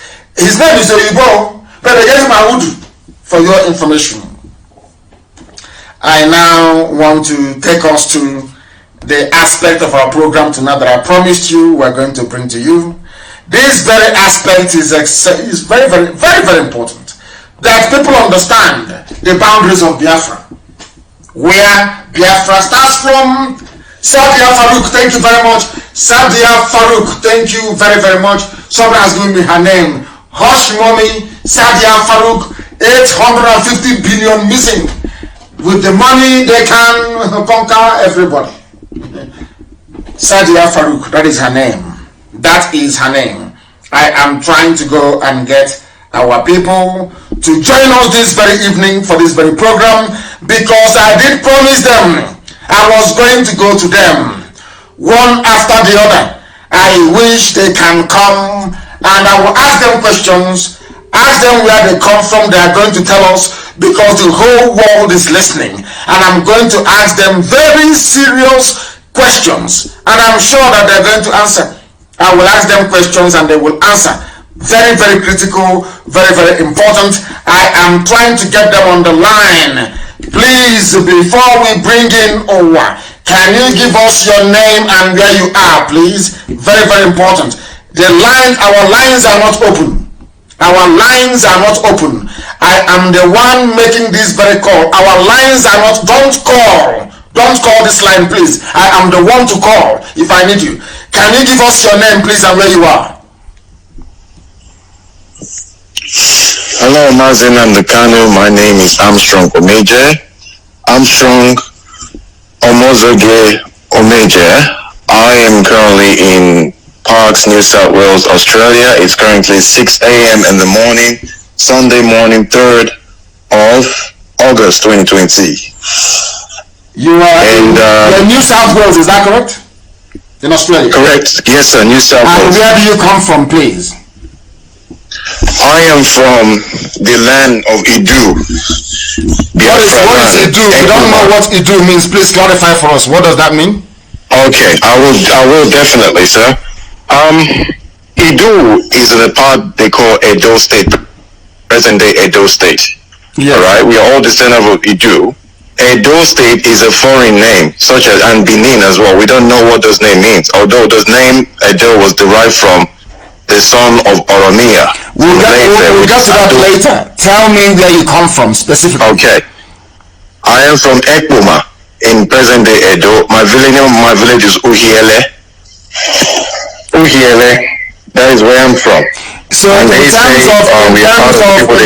in terms of ethnic designation, which tribe do you come under in present days? Well, they call us, yes, the present days, they call us Esa. Esa, which is not our name, because the meaning of Esa means people who run away, people who escape trouble, which can never be the name of an ethnic group. What is your name? What is your proper name?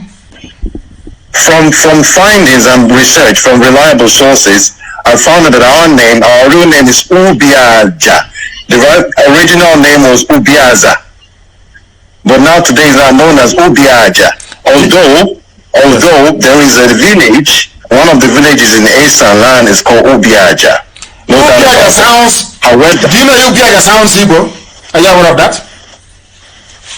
It is. I know that, sir. I absolutely know that because we have a very strong relationship together. We are brothers. We are the same people. However, please clarify for me. Who and who are the same people? We and the Igbos and all Biafrans. We are all Biafrans. We've always been Biafrans right from the beginning. So you're telling that Asian people are Biafran people? Is that what you're saying? Esan people are Biafran people. Even the Afema people are Biafran people too. The whole of Edo state is Biafra. Only the royal family and few families are moved from Ileife with them. Because every part of Edo state is Biafra. Everybody, I will get to that. How many piece wrapper does your mother tie, if I may ask? Of course, 2. It's not a new thing. Everybody knows that. 2-piece wrapper. 2-piece wrapper. Do you ask anyone in Edo state? Do you have masquerade in your village? Do you dance masquerade? Because that's one thing that reminds Biafrans as well. Do you have masquerade in your village? We do have masquerade, yes sir, we do have, absolutely. Do you have any historic link to the palace of the Oba of Benin? Are you related in any way, shape or form? Absolutely not. We don't even know what the name Benin is. Are you serious? From Yoruba word, tend to call Ele Binu, which means the land of vexation. The land of vexation, which is because a lot of things happened when they were invading that land. Ele Binu, then they corrupted the Ubinu, and then Bini, and then they added an M. It became Benin today. So those are Yoruba words. That's why we advise people in Benin to stop identifying themselves as Benin people, because that's not their identity. There is something. Hold on a second, please. Are you aware that the head of every Bini Oba is buried in Ileife? Are you aware of that? Yes, I'm fully aware of that. The name is... Why is that? Why would they bury the head of the Oba in Ileife? Why did they do that? Because that's their origin. That's where they came from. The Oba dynasty, everything came from Ileife. They buried, the name of the place they buried the Oba's head in Ileife is Oru. It's called Oru Oba Ado in Ileife. It's Ileife. It's there. It's not hidden. It's not a secret. It's not a secret. It's not hidden. You can go and research this. People can go and research. It's not hidden. I want to take the head. I think. Yes. Go ahead. They take the head there and leave the body in present day Benin, and then they come back with a replica of that head and bury in Benin, which tells you that they don't belong there. They're not from there. So the Oba. True, this is the case. So the Oba of Benin doesn't actually come from Edoland, so to speak. Doesn't. Absolutely not. They don't. It's all about the throne. It's just all about the throne. Taking the land, and definitely taking the land and turning it into, Yoruba land, just like they did Lagos. Lagos was part of Igodo. Today it belongs to the Yoruba. They own it now. So that's exactly what they're doing. I mean, no offense to the monarchy, but it's just a fact. We have to see our history. We're different people. I mean, our mothers tie 2 wrappers. The names of our villages, a lot of them have Igbo names. Like, you hear names such as Uhiele, Akahia, Ebele, Ifeku, Okalo. Wow. Ubua, Ujoba, Ogwa, Udo, Uzia, Uri, Ebui. All these are Igbo. So they're not Spanish. They're not Italians, and definitely they're not Yorubas. So these are pure Igbo men. So what makes you think? Why would our people think we are not Biafrans? Now, can I ask you a question? Do you have market days where you come from? Do you have market days?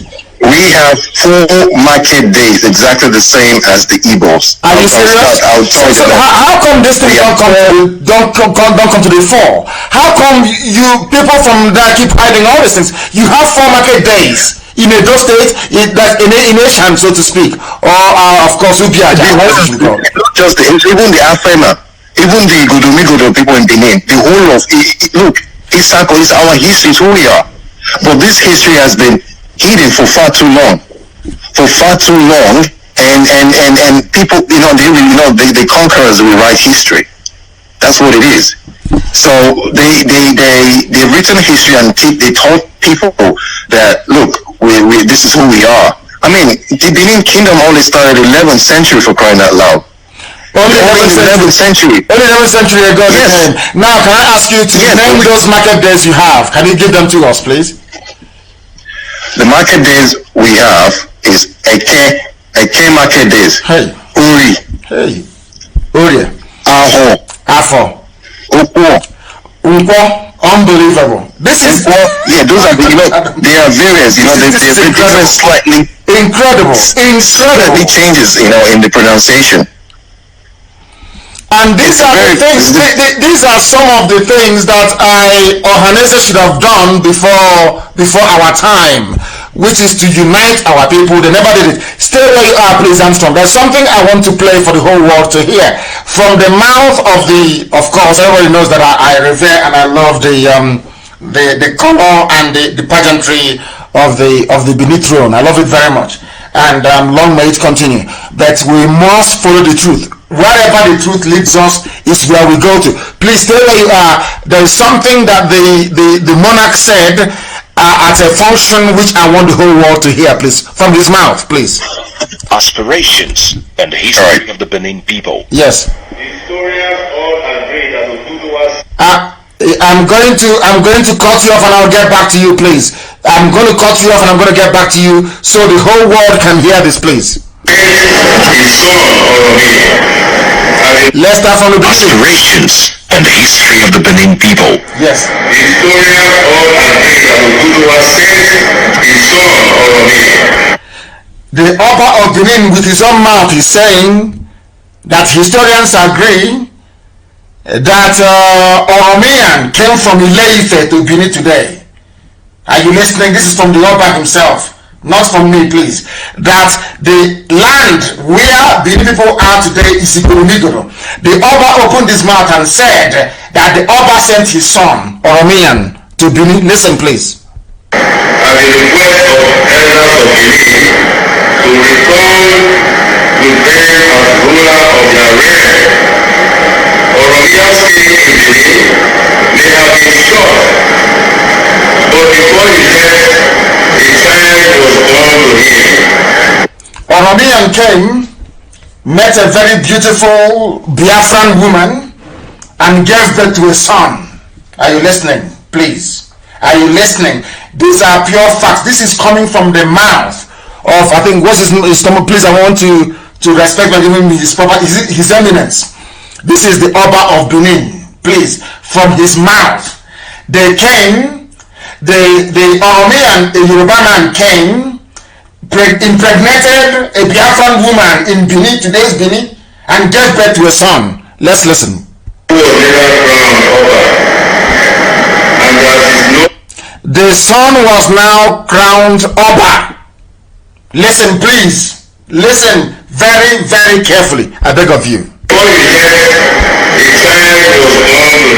The child was born. Who was later crowned Oba, and that is known today, and is known today as Eweka the First. Eweka the First. They are clapping on Eweka the First. Is a product of Yoruba and Igbo, so to speak.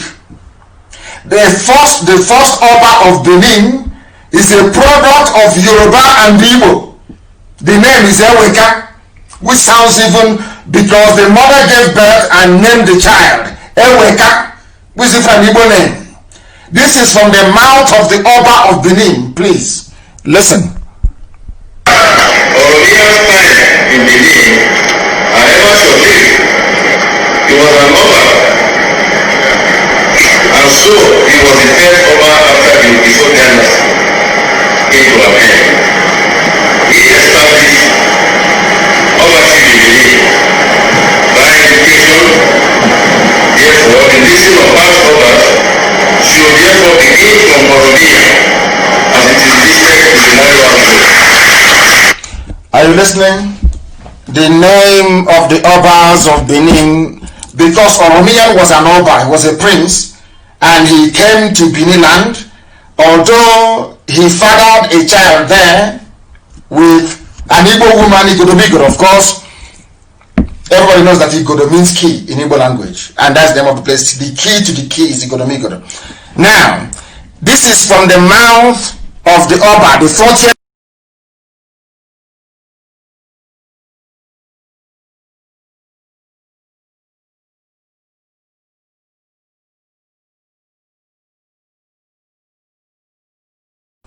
Everybody knows that Igodo means key in Igbo language, and that's the name of the place. The key to the key is Igodomigodo. Now, this is from the mouth of the Oba, the 40th Oba of Benin Kingdom. He said it, and Eweka was born. And Oromian gave birth to Eweka. Oromian, he said his sojourn was short-lived, came for a very short period of time, went back to Ile-Ife, they gave birth to a son, and because Oromian is from a princely bloodline, the son Eweka now became the first Oba of Benin. That is the history. So that you don't say that what Armstrong is saying is not correct. Even from the mouth of the Oba himself, the Oba has acknowledged that that they came to Benin is not theirs. It's there. I don't know if you heard what I played. Omeje, can you hear me? I can hear you, so live and direct. Did you hear what the Oba said? I did. Please go ahead. I did. And before we continue, we know that we have a few other people who would like to contribute, but I can keep answering the questions. Yes, I know. Others, of course, I'll bring it. What I want you to do is I need clarifications, please. I need clarifications one more time. What is the original name of that very area? What is it, Igodomigodo, and what does it mean in the local parlance or language?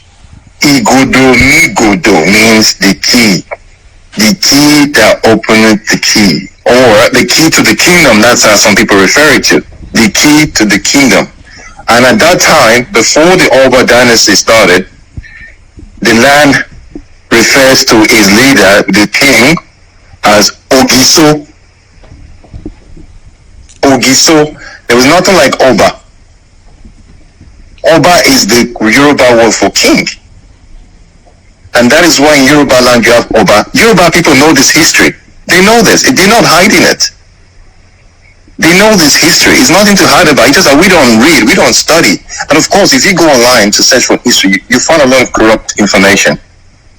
But the problem is, a lot of those elders, those old people, they have the truth. They have the history. We don't understand. So why is it that your elders, they know all these things? Your elders know that those of you in present day Edo State, that you are affiliated, you are more or less Igbo, so to speak. So why were they hiding it from all of you? Why?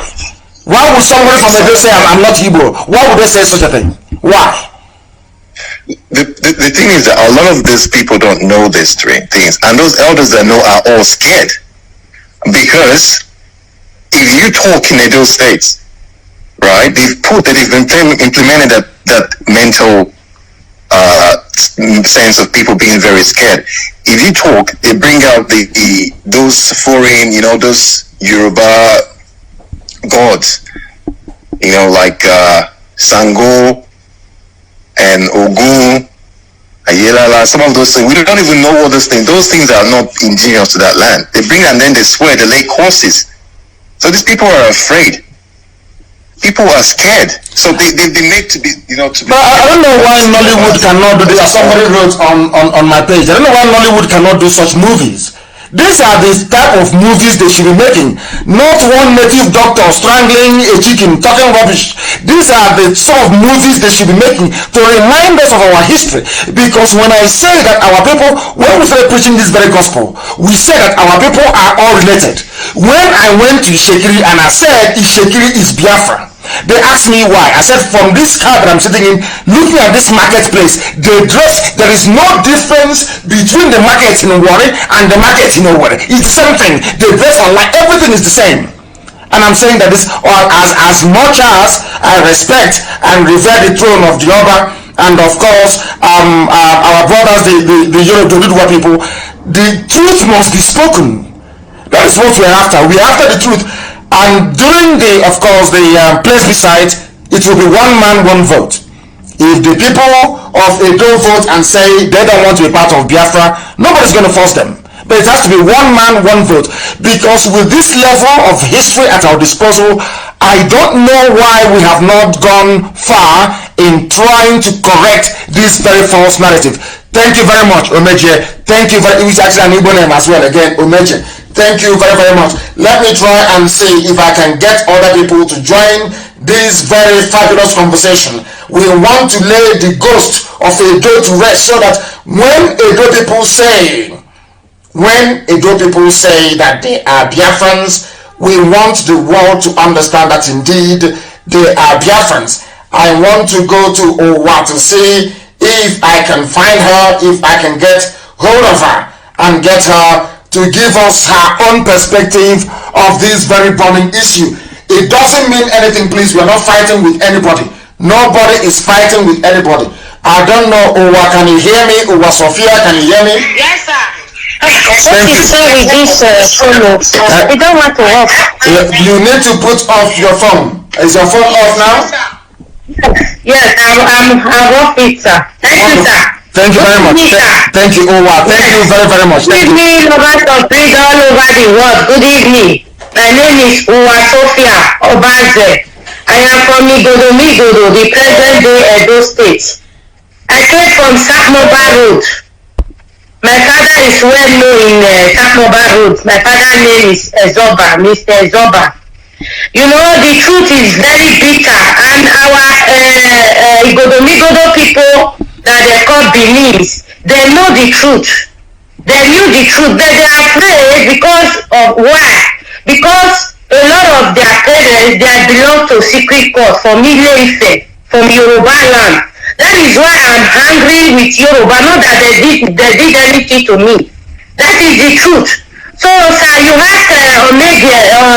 Omeje one question that he didn't answer very well, but I want to answer that question now.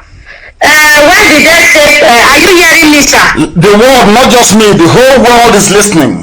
The whole world. Okay, why they took Oba head after death to Ile-Ife?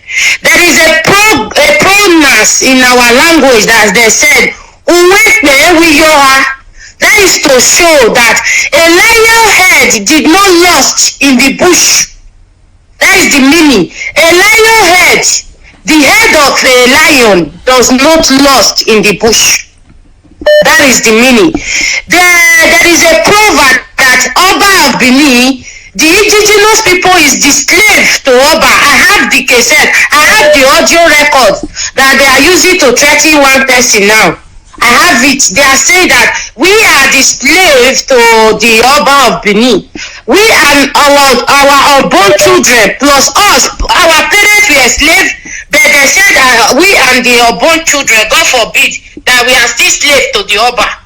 You know, that's to show that if this Oba of Benin die, if his son come in, so my own children, God forbid, will still be slaves to the son. You understand? They have been doing these things years to years. They have been doing it to us. And number two question you asked Omeje that he did not answer, sir. You asked him about the 4 market days. We have in Igodo, the present day Edo State, the Benin. they have the same 4 market days. Are you serious? Are you saying that in Benin? Hold on. Are you saying that in Benin also, not just Eshan, you have 4 market days in Benin? Yes, my mother was a village market. Mama Mike, go and ask in Samoba Road. Mama Mike, he go to village market days. 4 days. 1 day is for rest. One is Eke. One is different village markets. My mother was a trader.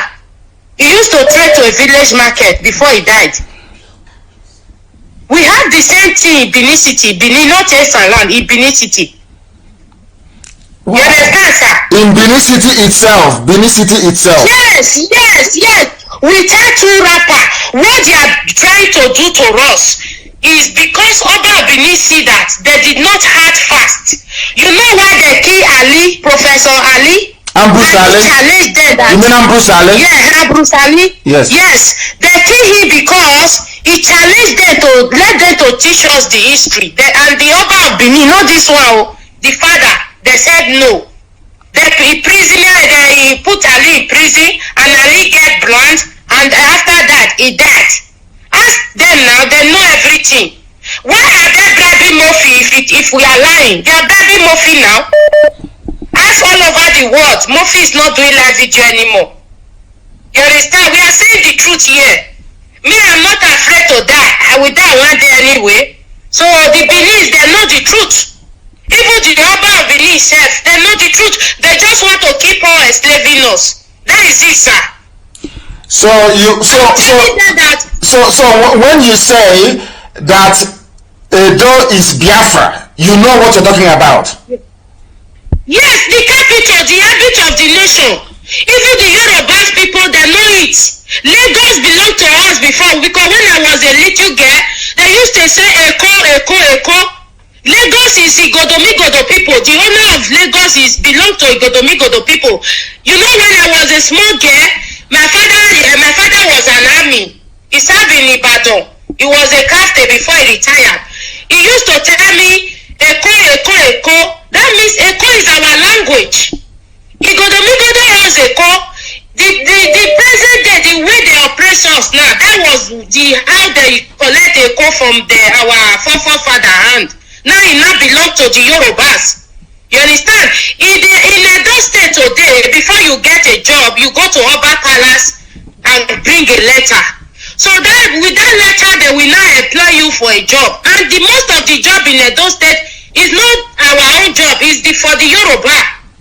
The Oba of Benin, the mother is from Igodomigodo, when the father is from Ile-Ife. Everybody know that. Wow. Sir. Thank you very much. Thank you very much for such beautiful enlightenment. I have somebody who has been, I don't know if this person, somebody has been trying very, very desperately to get us on the line. I'm going to call them actually and find out exactly what they have to contribute to this very program. Can you hear me, the caller on the phone? Can you hear me? Please turn your system down. Turn it down. Turn your system down. I only want to hear your voice. Turn your system down. Have you turned it down? Thank you very much. Give us your name and where you're calling. God bless you for the work you are doing. Thank you. My name is Nnamdi Ojego. I am from Omaka, Njaba local government, Imo State, Biafra land. But I'm living in South Africa. Yes. I have been following you and you have did a great job in my way, and to do the great job I received from you, some people are listening to know what Biafra is passing through and what you are trying to achieve. I am advising our brothers and sisters over there. This work is not left for you alone. Everybody has something to do. By so doing, the journey will be easy for everybody. Among us, some people want to disappear under the cloud of glory, in the sense that they have been doing the work they have done. It's time for people to recognize them. Like some trouble we have among ourselves, who claim they have done this or done that. They've done nothing. See where they start and they did nothing. Yapping and talking about this is not work. You have proved it beyond You have proved it to everybody. And some people now are ready to put them in a place where they belong. Enough is enough. We have suffered a lot. And nobody is ready to continue suffering and enter in another generation of our kids. We are no more ready for that. If it's time for elimination, we can start from elimination. People have suffered. Our brothers and sisters in jail in so many countries trying to survive. Where they are home, where our home is full of milk and honey. And some people put pride personally in reaching their families and saying that one Nigeria. We are not ready. Mas, I'm praying that God will keep you to celebrate the restoration of Biafra. Yes, sir. Thank you very much. Thank you very, very much, my dear brother. I didn't mean to take calls this evening, but I would like to, you know me, I like to balance everything. If there is any form of response from anybody who is pro, I want to say, because we heard from the Oba himself. Oba opened his mouth and said that they came from Ileif. That's what the Oba said, not me. So I don't know what other rebuttal there is. Please, your name and where you're calling from. This is Chidi. What's the meaning of this is Chidi? Is Chidi your name? Who gave birth to you? He's saying this is Chidi. Yeah? I don't accept that. You must have a father. Your father gave birth to you, please. When you call us, you give us your full name, where you come from. Where you come from. Where you come from. They said some people from Otuoke, which is Goodluck Jonathan's village, attacked our people today during a youth meeting, I understand, and arrested the coordinator and handed him over to the army. So in Oboya LGA of Bayelsa State, we must know that the Janjaweed fathered a lot of people, and this nonsense are bound to happen now and again. But we shall try as much as we can to get to the bottom of it, and it will be resolved to be dealt with and resolved amicably. I have somebody who happens to be on the line. Please give us your name and where you're calling from. Turn your system down, please. Your name and where you're calling from. Yes, my name is Osaige. Then I'm calling from Cyprus. From Cyprus, thank you very much. From your name, do you come from Edo? Yes, I come from Edo State, Uromi. Uromi, thank you very much. Are you part of the school of thought that says that you're Biafra or you're Yoruba? Which one are you? Confirmed Biafra, a very strong one. Okay, please go ahead. Okay, I want to throw more light about the Godomigodo people you were talking about. Yes. Yes. I think when I was in secondary school, my grandfather told me a lot about the history. Yes. We are listening. Go ahead. We are listening. Go ahead. Don't stop. Okay. Please go ahead. Okay. If you look at from the Esan land, like the Esan is not our name. Yes. First, because the name means people that run away, like people that run away from trouble. And the Benin Kingdom, there's a saying, they say when you see an Esan person, you have to kill that Esan person first before you can kill a snake. Meaning, if you see a snake and an Esan person, you have to kill the Esan person before you kill a snake. Do you understand? I do. I understand that. Yes. And what does that supposed to signify? Was it because Esan people killed an Oba? Is that correct? Did Esan people kill an Oba at one point? During the war? Yes, during the war. But I can't remember the particular Oba. Then I think all the Esan people were driven from the Benin Kingdom, which this present day Edo State is for Igodomigodo people. And my grandfather used to say, if you check Uromi, you can still find older people. They are Igbos. They speak Igbos. If you like anywhere I go to, are you serious? Some of the older ones, they still have Igbo dialects. They speak Igbo in Edo State. If you have anybody from Uromi, anybody watching live now that can call one of the elders, in Uromi, if they are willing to say the truth, they will tell you that. My goodness. Every time we keep discovering, every blessed day. Thank you very much. I'm very glad that I took your call, actually. Thank you very, very much. We have somebody on the line. I want a Yoruba Bini person, if there's anything like that, to please try and call us as well. The caller on the line, can you hear me? We have a caller on the line. That caller, can you hear me? Reconnecting. I don't know why it says reconnecting. Let me go to the Skype and see who is there. The caller on Skype, can you hear me? No, they're not paying attention. The caller on Skype, can you hear me? Good evening to you. Please give us your name and where you're calling from. No, they cannot hear us. Connection was lost. They cannot hear us. Sadly and unfortunately, we have brought that very conversation to an abrupt end. We thank all of you. These people are, oh my goodness, people are calling from all over the place. The caller on the line, can you hear me? They are there. They are not doing anything. They are not saying anything. I want somebody who will call from the Yoruba side of Benin, because they've been there now since 11th century, so it's been a very long time, and they're entitled to the land as well. The caller on the line, can you hear me?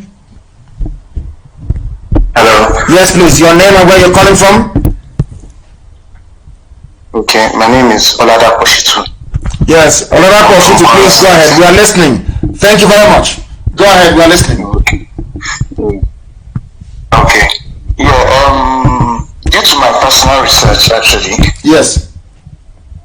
I feel the Yoruba people are originally from Igodo. Oh my goodness. So we are not even expanding. Because so if the Yoruba has come from Igodo, that means that we are now the same people. Is that correct? Is that what you're trying to say? Yes, because Oduduwa was a prince from Igodo. Wow. Goodness. Yes. No, please start again. Hold on, Shitu. Give us, where do you come from? I'm from Kwara State. From Kwara State? The Yoruba Pakambu, yes. Ofa, to be precise. And what are your sources, what are your historical sources to say that the Yoruba Oduduwa came from Igodo? Because if that is the case, that means that an Igbo man and a Yoruba man, we are the same people then. That's what it means. If they come from Igodo. We are the same people. That's the point I'm trying to make. Wow. Because Oduduwa went to Ile-Ife and became a king. So the gods of Benin Kingdom, of Igodo, after they lost their king, said it has to be someone from Oduduwa line, or Oduduwa himself, who can replace the late Oba. So he sent his son Oromiyan, who you just spoke about earlier on. Hello? Wow, we are listening, yes, we are listening. Go ahead. And that same Oromiyan is also the founder of Oyo Empire. Okay, Oromiyan himself is the founder of the Oyo Empire. Wow. After coming to Benin to impregnate one of our mothers, she then went to Oyo to found the kingdom. Yes, the Oyo Empire. Wow. I didn't know that. You know, black people with power, they like to differentiate themselves somehow and everything. But personally, I feel we are all one. We just try to separate ourselves somehow, and due to what the British did in Africa. Yeah, because I keep wondering, some parts of Ekiti, even the names they answer. I told you about this very king from our place, from Omopara, many years ago, told me that he went to a meeting of traditional rulers. And apparently, the traditional ruler also from Ekiti has the same surname as himself. Yeah. The same spelling, the same surname. So he was wondering how come that became possible. So So that is why this very platform, this radio station is amazing. Radio Biafra. What our job is to follow the truth. Wherever the truth leads us, we go there. And if it is proven that somebody left Igoromigoro to go and found the Oyo Empire, then I think that is the end game. I think that is that. I'm not sure the Fulanis will like it, but I think that is the end game, to be honest with you. Yes. And for instance, someone like, I don't know if you've heard it before, someone like Omoyede Sowore, do you know he's an Ijoma? Yes, he is. I know he's a Yes, I know. Sowore is actually a Biafran, to be honest with you, because he's part of Ijo is in Ondo State, and is a Biafran. Yes. Thank you very much for this. I am so glad. I'm very, or should we say, we are very lucky picking all these calls this evening, and they're making so much sense. His name is Shitu. Oh my goodness, from Kwara State, and he knows all this history as well. And he sees himself and the Igbo people as one. That is amazing, honestly. Somebody said we should end the program because he's establishing a link between Igbo and Yoruba. Somebody said we should end the program. Some people, I love you all the same. They call on the line, can you hear me? I have a call. I can hear you. Yes, please, your name and where you're calling from, please. Yeah, good evening. My name is Samuel Chukwu, calling from Holland. From Holland, please turn off your system or walk away from your system, please. I don't want to hear my voice on the back. I have done it up. Go ahead. Yeah, I agree with you. I could remember those days because I grew up in Uromi, that is Edo State, and I schooled there. Yes. And I remember those days because my father is a qualified pharmacist, and he is the one who is treating the Onoje of Uromi then. Wow. Anytime the Onoje of Uromi is sick, he doesn't go to hospital. The only thing he will do is to call my father, and my father will pick me up, we go to his palace. And after my father used to take him injections, sometimes we can sit down and discuss. I could remember in earlier 80s, the Edenoje, the name of the Oba then was Edenoje of Uromi.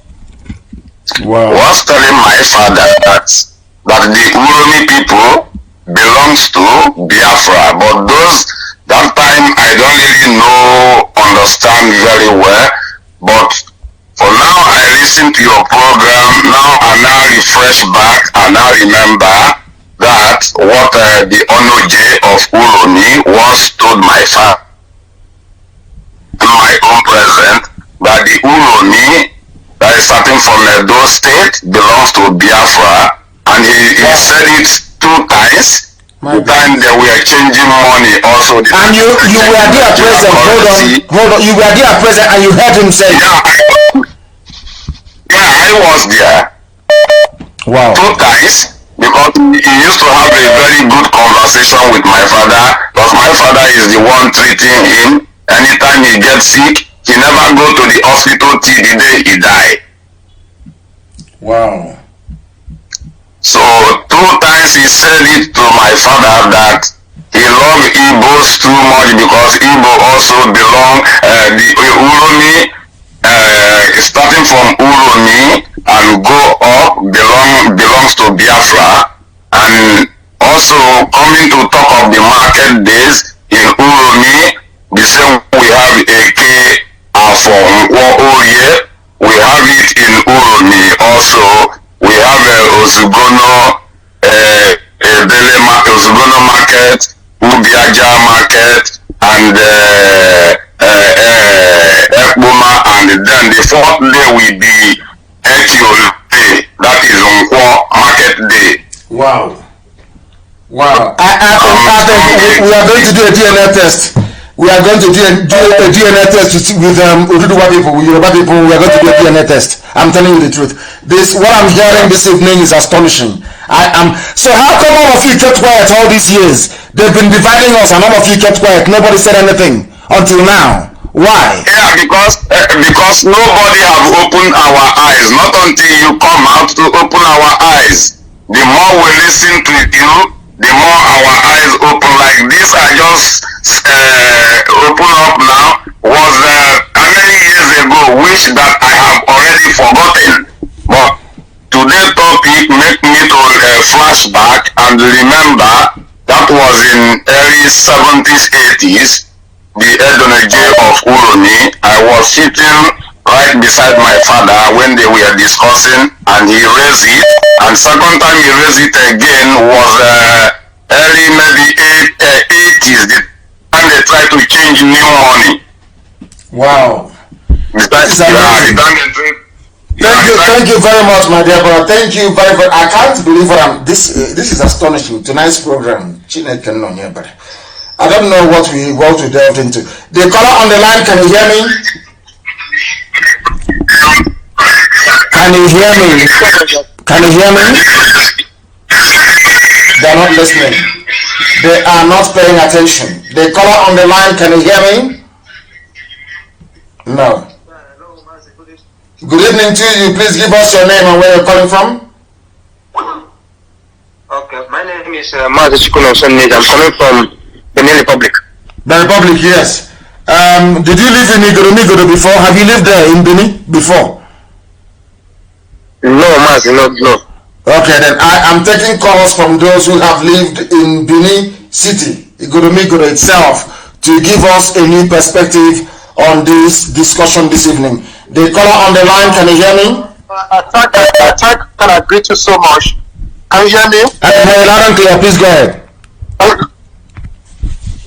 Hear me? My name is Obede Sonny Ebehoy. Yes. Sonny, go ahead. Can you hear me? Loud and clear. Go ahead. My name is Obede. I'm calling from Edo State.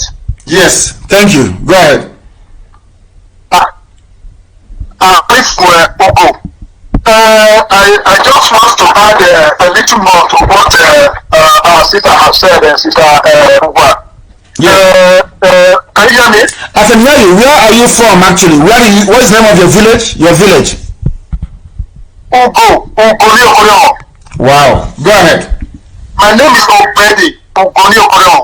Thank you. Go ahead. Okay. But what is talking in Italy is not okay, let me go ahead. I just want to add a little bit to what our sister has said, Sister Uba. Yes. In the real sense, the whole of Benin, Edo, Igoromigodo as a whole, we are Biafrans. Wow. Why do I say that is that we are Biafrans is that both the names and everything all are almost the same, a little slight different. And before that, around 14th century, it was a very great exodus that took place. Yes. Before the coming of according to our Oba, the king, before the coming of Oba, we were living like one family before the coming of Oba. I know definitely that irrespective of what the truth may be, but if we really want freedom, we must stand on the truth. Yes, that's true. Truth, yes. The fact is that that eviction was not accidentally; it was orchestrated and well planned. Yes. You understand? Because the same tactics the Fulani are using today, that was the same tactics the monarchies of them they used to invade our land. Once they have succeeded in getting into our land, they started impregnating our women. During that process, those children grew up. They now told those children, according to my history book, it just spare me some few minutes, and we still name the names of the kings before the coming of Oduduwa lineage. You will see those names are related to all the ethnicity in all our region east. Wow. So what I'm trying to say, the same tactics the Fulani are using today after impregnating our women, when those children grow up, they now took those children away. They now told those children the reason why they were born. Wow. So So they now use those children to take a oath that this is their mission, this is their battle. That was how they conquer Igodomigodo. Then they now change the name to be Benin. As the same time, there's everything. Every village has their own way of market, just as they say. There is nothing different, even up to the name. If you can spare me some few minutes, and you will see the names of those kings. Many of those names, the Igbo, the Edo, the Jaw, the Calabar, all those names of those former kings before the coming of Oromia or the lineage of Oduduwa until that Igodomigodo. Now, there is something I want to say this evening, which may confuse a few people. But I now know the reason why Biafra did not come in 1970, between 1970. I think that Biafra will not be complete without Igodomigodo. I'm being honest with you. Biafra is incomplete without. There is something about that place. Even the name it bears is very deep and mysterious. A key within a key. Igodomigodo, the key that opens the key. There must be something there about that place. There must be something about that place which we still don't know about. Can you hear me? Yes, I can hear you. Yeah. Yes, I can hear you. I have mentioned my name under the banner of Uwa. Take notes now. There will be some code we send to you that will lead us through this struggle of Biafra, which nobody has ever code. But I will send it to you. That one will be some part of our guardians during this struggle. Okay. It's a secret code. Please, you pass it through or one when we send it to me. I believe you never told me anything about secret code before I said this. Maybe there is something about that particular, that Igodomigodo. That is the reason why, because I don't think that God will want to liberate his children and leave other half somewhere. I think he wants to gather all of us together at the same time and we live at the same time. That's what I believe. Yes. Honestly speaking. Yes. That's what I believe. We must keep telling our blood brother over there that whom they are, because they have been carried away with fear, in the sense that those that did this thing, they know one day that the truth will be revealed. So because of that, they put fear onto their mind, in the sense that they are a God, that you don't talk to God, because they know without boldness you cannot free yourself. That was their agenda. They concentrated those fear ever since those years. Wow, thank you very, very much. I am delighted and I am waiting for the code. Thank you very, very much. Somebody is saying here, as a Yoruba man due to my own research, Oduduwa was originally a prince from Igodomigodo, present-day Benin Kingdom. He was banished and went to be a king in Ile-Ife. When the late Ogiso died, the gods of Igodomigodo said the new Ogiso must be Oduduwa or his bloodline. Oduduwa declined and sent his son Oromiyan to be king. So Oromiyan had a child called Eweka, which of course is an Igbo name, changed the title from Ogiso to Obaship and renamed Igodomigodo to Ile-Ibinu, meaning land of vexation. Oromiyan later installed his son as Oba and led Benin Kingdom to go and discover the Oyo Empire. Hey, there is problem here. Okay, we shall see. There's going to be some sort of DNA. I'm going to tell you the truth. DNA between us and our Yoruba brothers. We're going to have a DNA, because what I'm seeing here, people are stating facts. These are not conjectures. People are stating facts.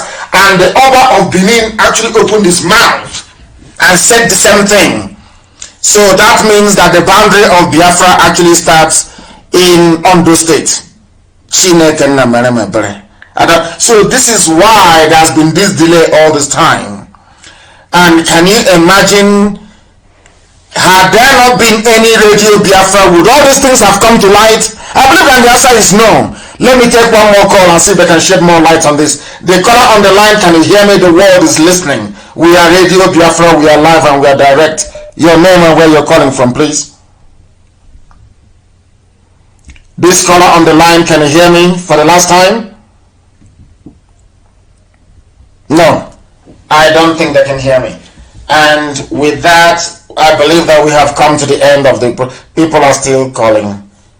My Lord and my God. The caller on the line, can you hear me? Hello, Mazi Nnamdi Kanu. I know I am not from Biafra. Let me introduce myself to you first. Go ahead. I am from Gambia, and I am Tijan. But honestly, I want to thank you for being the enlightenment, for being the sea of wisdom to humanity. You are not only serving the Biafrans, I can tell you. You are serving the whole of Africa with knowledge. And I only want to tell you one thing, because I'm not going to talk much, and because I'm not from Biafra, but I want to tell you that you keep the spirit up. You are a great man. I love your presentation. Thank you very much. Thank you. From Gambia. You said from Gambia? I love your presentation. I am living in I am from Gambia, but right now I'm living in Holland, Amsterdam. In Amsterdam. From Gambia. Thank you very much. I'm living in Amsterdam, but I listen to your programs through my friend. Wonderful. I am from Gambia. Thank you very much. But I am telling you just to keep one thing up. Just keep enlightening the young youth, because I am just 19 years old, and I want to tell each and every Biafran to stand up with you, because you are a legend. Every legend Africa has been taken down or has been